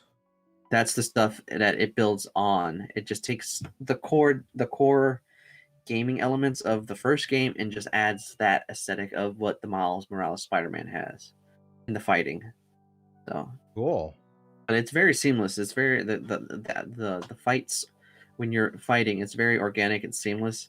It's if you play the first Spider-Man, you're literally going to just fall right in. You're not going to have to learn the controls again because it's just kind of the same.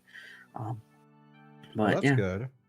it's a pretty interesting story and a couple of different twists that are coming along the way. But you're introduced to some of the other characters in the Spider-Verse, because this is pretty much a sequel to that first game. Yeah. Because it's the same. Yeah, it follows. It's like in the aftermath of that game. So The it's like aftermath of what happened, and Yep.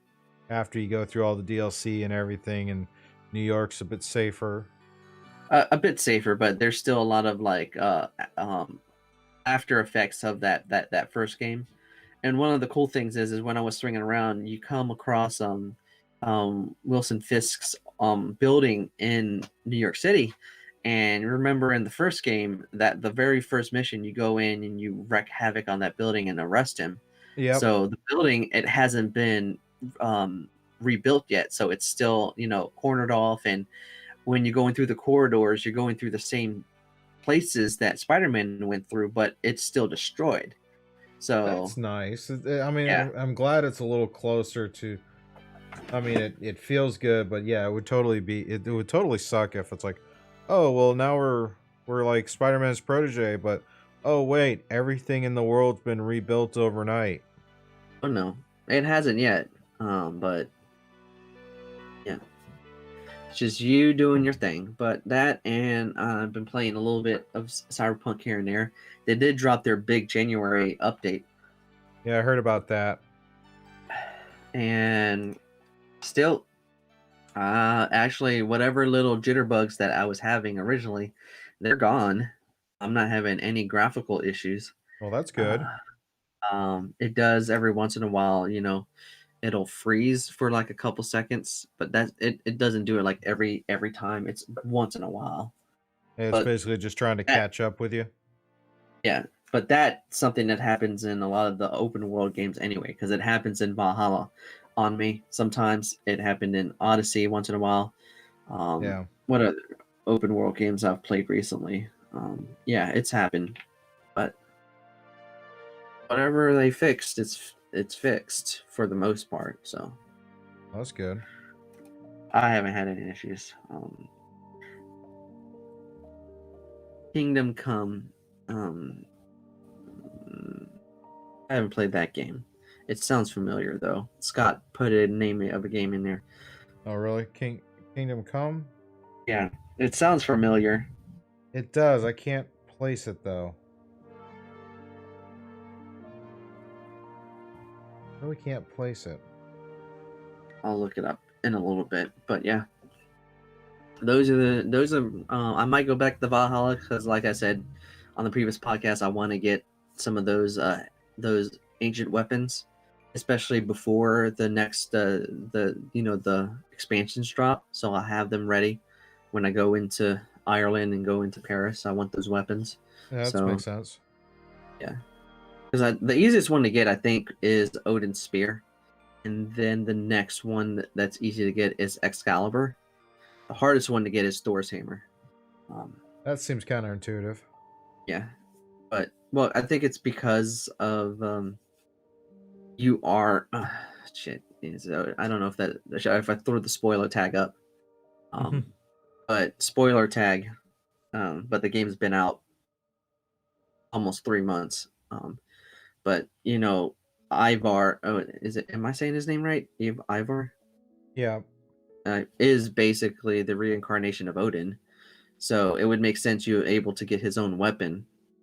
But you get it after a certain story. You complete one of the story missions, and then you can go back and get it. Because they said it's really good to have that weapon when when you're fighting against Wessex and fighting against King Alfred. So, Oh, interesting. what's Scott say? It was big when it came out for not having saves. You have to complete objectives to get a save point. Failing or dying, you have to restart from old save points. So it sounds like a Demon Souls-esque kind of game. Huh. Let me see. Kingdom Come. Oh, I know this game. Now I know what this game is. It's up on Game Pass. It's called Kingdom Come Deliverance. And I did Ah, try to okay. play it for a little bit, and it was difficult. I can tell you that. Because it was really hard to get used to the dynamics of the game, and I just kind of like, you know what, this has a lot of interesting stuff. I just can't get into it, so I'm gonna go move on to another game. That's not terrible.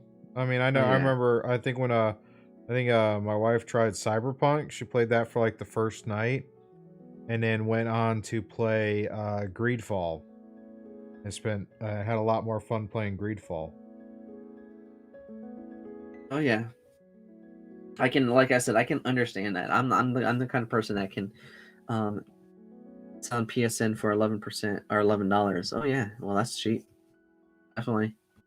Totally. Yeah, it was fun. It wasn't my cup of tea. It's like it's called, like the Dark Souls games. Like they are great games. I did play a chunk of Dark Souls 2 when I had it. I just couldn't get into it.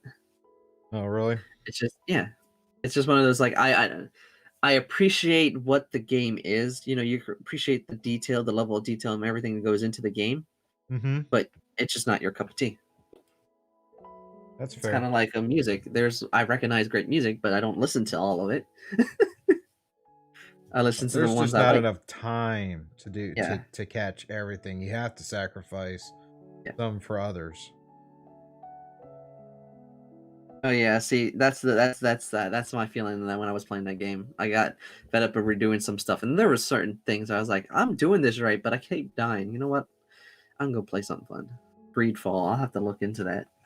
That one's kind You of need it. cool. It's kind of an RPG type thing. It's just Yeah. it's different. It's definitely different.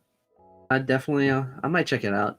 But I did, like I said, Torchlight 3 is up on Game Pass, so I might dive into that.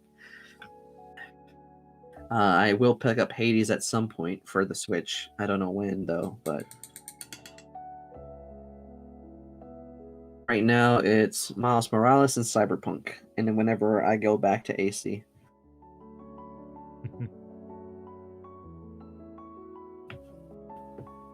Yeah, my character is getting pretty souped up in Cyberpunk. Got some really good Really good cyberware. yeah, I'm really good. Definitely working my cyberware. The weapons, I'm really good at. The rifles from long distance, I'm really good at that. Well, And you're just always hacking. playing like a sniper role in some of those games, so that's not overly surprising. Mm-mm. I just love the fact that I can just walk around and just one of the things, when you're hacking into people, one of the things I love to do is hack into people and overheat them. So I'll just stand afar and just keep overheating them until they just burn to death. Oh, really? Yeah, and then there's another one where it messes with their syntax, like their optical syntax, so it blows their face out. So and then they can't see, so you can like sneak around and stealth kill them if you want to. So Oh, all right. You sounded a little disconcerting there for your cyberpunk style. well, yeah, I'm very stealthy. I like to, especially when they're messing with the innocent. I'm like, you know what? Nah. Yeah, we can't. There's We're not one I was playing this driving, game. and there was one time I was driving, and a bunch of gangs went and blocked the roadway. And they're like, "What are you gonna do, punk?" And I was like, "I'll show you what I can do." Took them out and moved the cars out the way so I can drive through. Wow. If you haven't played First Light and Second Son as older games, they are some of my favorites. I'll have to look it up. Second Son, that's Infamous. Oh yeah. And First Light is the DLC for that, if I remember right. Those are interesting, especially if you're Critical Role fans, because one of the lead character in Second Light, if I remember right, and side character in Infamous Second Son is Laura Bailey. And what's even when it's like you get to the villain of the DLC, it's actually played by Travis, her husband, which was so. You know, they've talked about it in a couple of interviews. That was a very interesting post post thing, because there's a lot of things to unpack for those performances. Oh yeah, I'll have to check it out. Pick up those games. Did my daily check to see if systems are available, and they still aren't. Even though I read somewhere that supposedly they were going to start to restock them this coming weekend. Yeah, really. Yeah. I don't know about that. Yeah, like I said, I don't believe it, but I'm gonna still do my per reveal daily check. Yeah. Because I'm holding on to these gift cards I got for Christmas for that reason. I haven't spent them yet.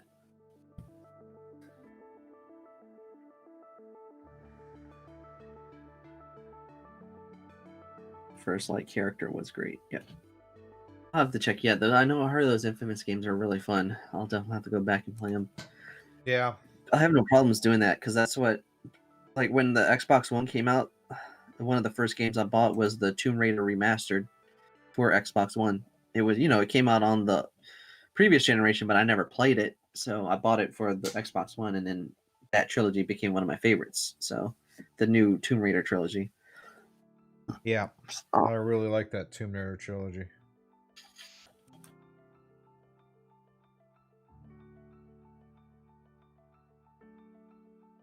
I'm taking this hammered copper, and I'm going to use that to do some of the details on the armor.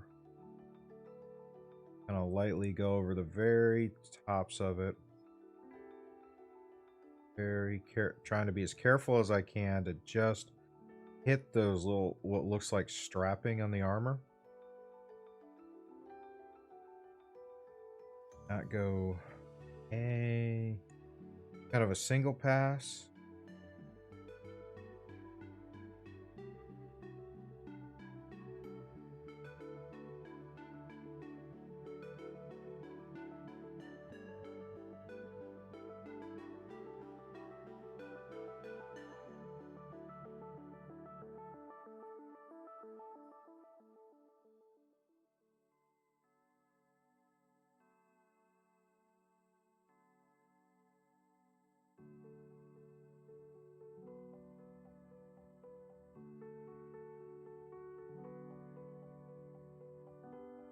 And use the side of the brush if possible, and try not to hit the tip too close. Don't want to get it over.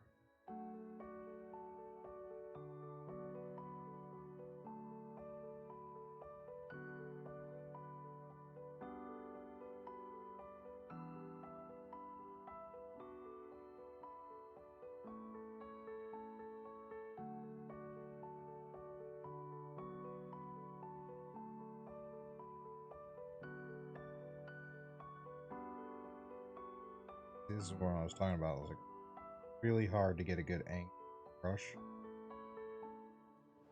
for the brushing.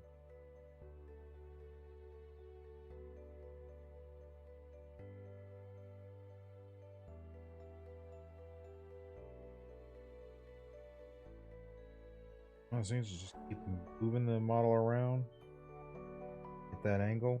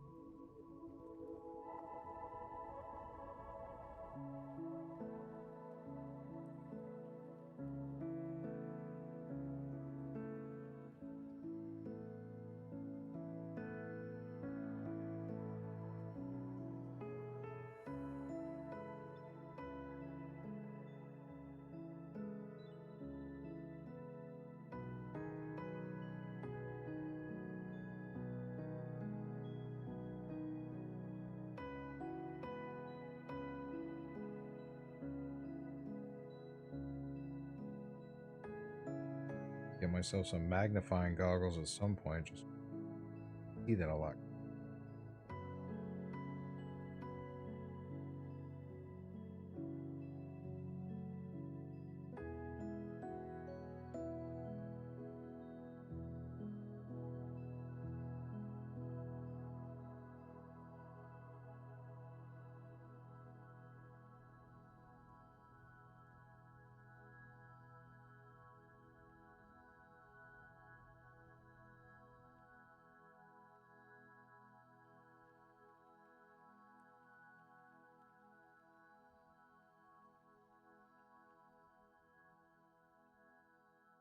One spot's really tricky underneath the hilt of that sword.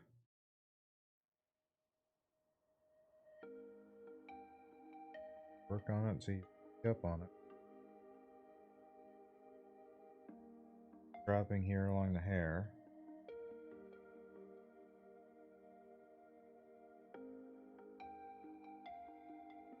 Alrighty. Getting there. For the bodice.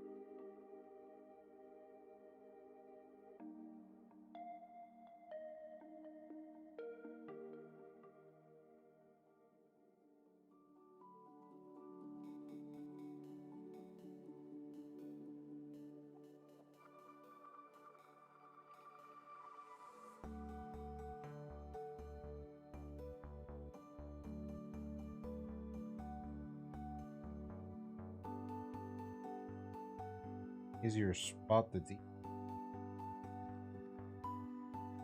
ones I'm looking.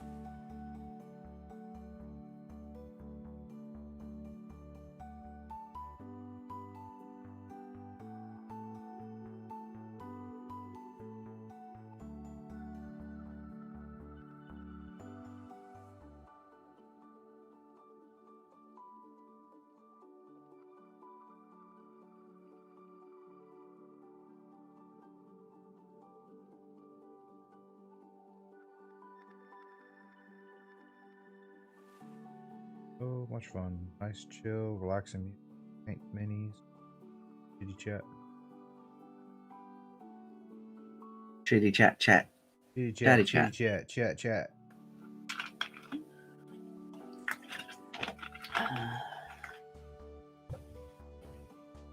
Times it kept going over, I missed the backside of that bracelet.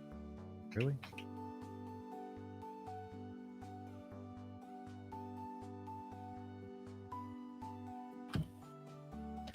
Okay. Post my review. You got that review done? Yeah. Yes, I did.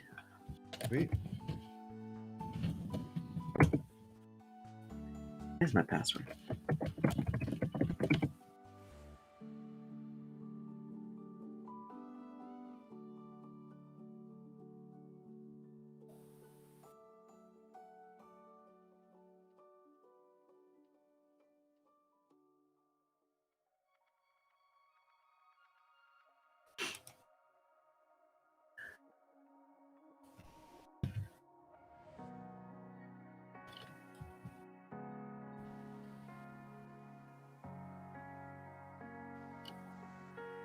Oh.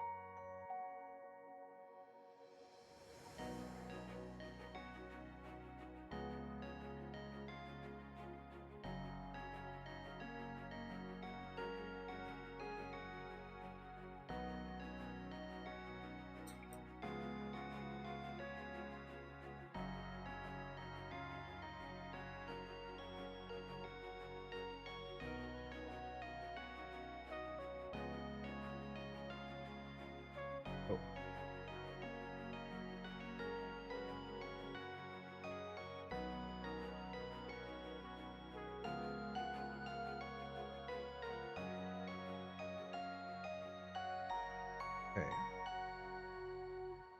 Can't get some of the tools.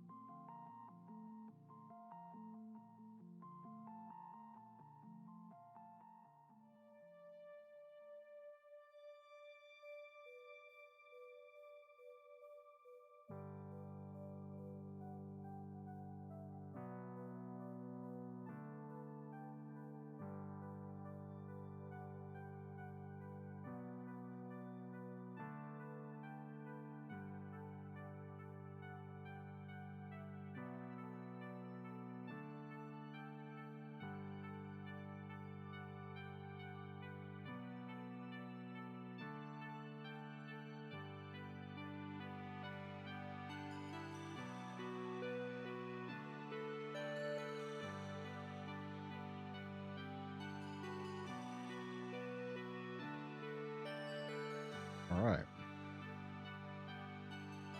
Now we're looking there. I think we're ready to blow this off and then throw some wash on and see how it turns out.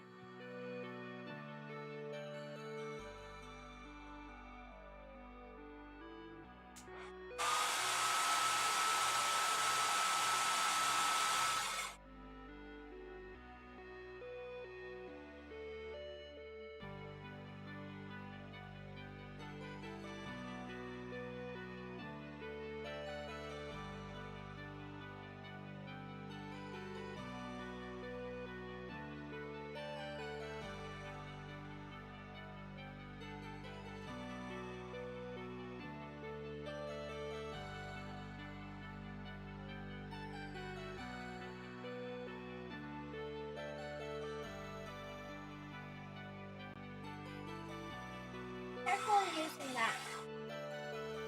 Has an outlet clock over there, and it melted. An outlet? I didn't. It was the heater. Well, yeah, you ruined an outlet. You We shouldn't. weren't here. Hmm. Mom. What? Something about an outlet going bad? Yeah, it almost caught fire. Oh, gee.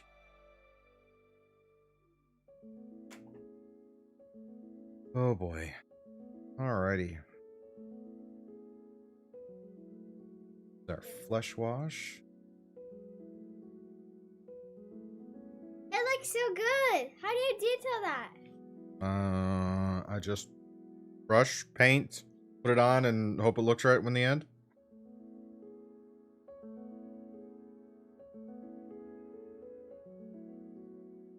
This only took me, where are we at? 2 hours and some change now? Something like that. How in the world does Zoe's voice scare me? I was just looking at my phone and then all of a sudden I just hear Zoe and I was like, whoa! So I'm using some wash, watering it down a bit. Now we'll see what happens. Coming.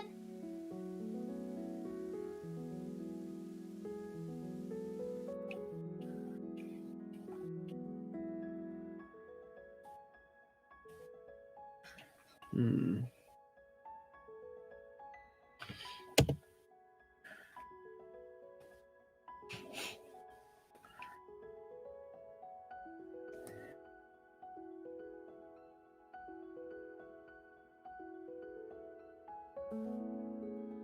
I might have to do that.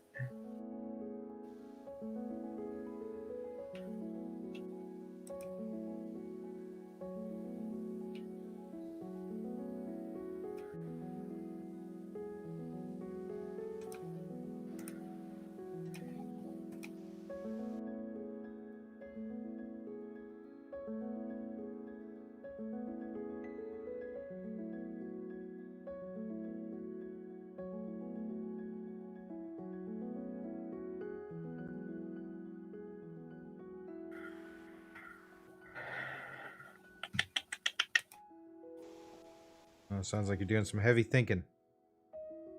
Oh yeah. Sometimes I just have to uh, makeshift pictures so you don't get hit with copyrights. Yeah. I can totally understand that.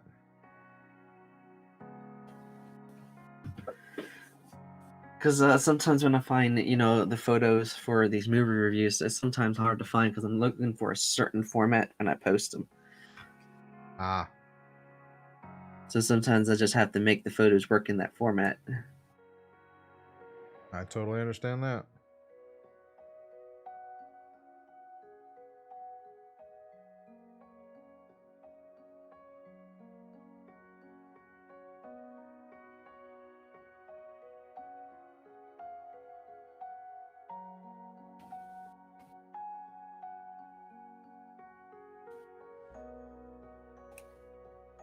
Ooh, there we go.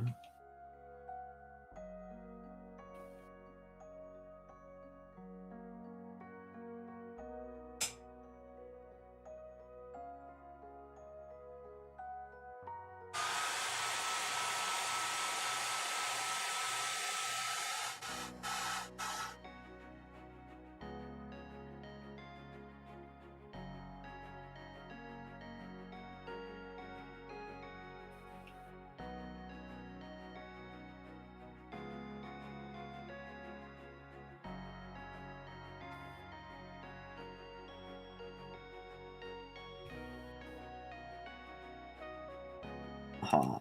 Ah.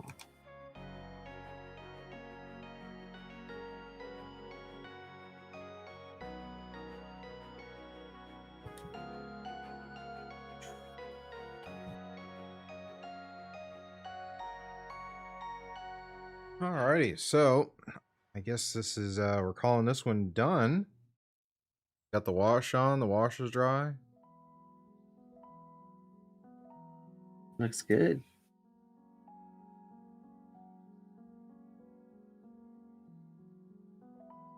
Still not sure what color to do the base, but I think overall with some of the armor, it doesn't look terrible. It looks like it still needs to dry a bit. But Looks awesome, Scoob. thank you. Take some shots, put it up on Instagram. And in the Discords and those places for painting. Too bad. I'm actually really happy with so far everything I've done with these, because like I said, this was this. Hey, I'm gonna paint this. I don't know what I'm gonna paint. What colors I'm gonna do? Well, let's just pick colors, and one thing leads to another, and next thing you know, it's like, oh, cool. Little fleshy bits. Cool. Alrighty. Oh. So yeah. Thanks for hanging out, watching the video today. No Kevin problem. said lay off the caffeine. I haven't had any. No, I've started drinking water. I can attest from personal experience. This girl doesn't need caffeine. She's fine. Hey! Saying. No, she doesn't. Drinking water. See? Told you. What are you gonna tell? What are you gonna tell her? Stop drinking water so she isn't so hyper? No, trust me. There's no ending the hyper that is Mayflower.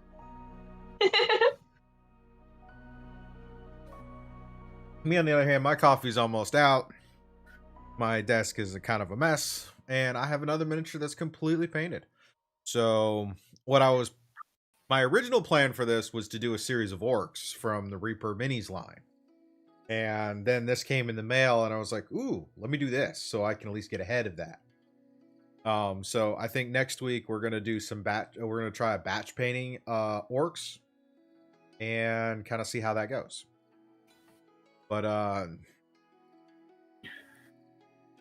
yep, really good to multitask too. That's great. But as I was starting to say, thank you everyone for hanging out, watching today. If you like the video, if you like the conversation, you want to see more and whatnot, please be sure to hit the like button. Feel free to put a comment in, suggestions for what I should do with the base, some other color options, or some advice on how I can improve my skills, because I'm very much an amateur, very much starting out. This is my first year of miniature painting. So we'll see how this goes when we come back in January 2022. But I've got lots of minis to paint, lots of opportunities to improve. But let's have the conversation, see how the conversation goes. Join us Tuesday night, 9 p.m. here on YouTube for Scuba and the Rye. More reviews, more conversation, and better volume than last time. And then, of course, on twitch.tv/Scuba Studio on Saturdays, we do Dungeons and Dragons games. First game is at 10 a.m. Second game is at 8 p.m. All the shenanigans, and as I've said a couple times, and if you want to support the studio and want to support the videos that we're creating, please go over to patreon.com/Scuba Studio. You can do as little as $1 a month. I mean, every little bit helps. It keeps me here doing these things. It keeps me keeps producing content for you guys to enjoy. With that, have a great afternoon, a great week, and we'll see you on our next stream. Bye, everybody. Peace. See ya.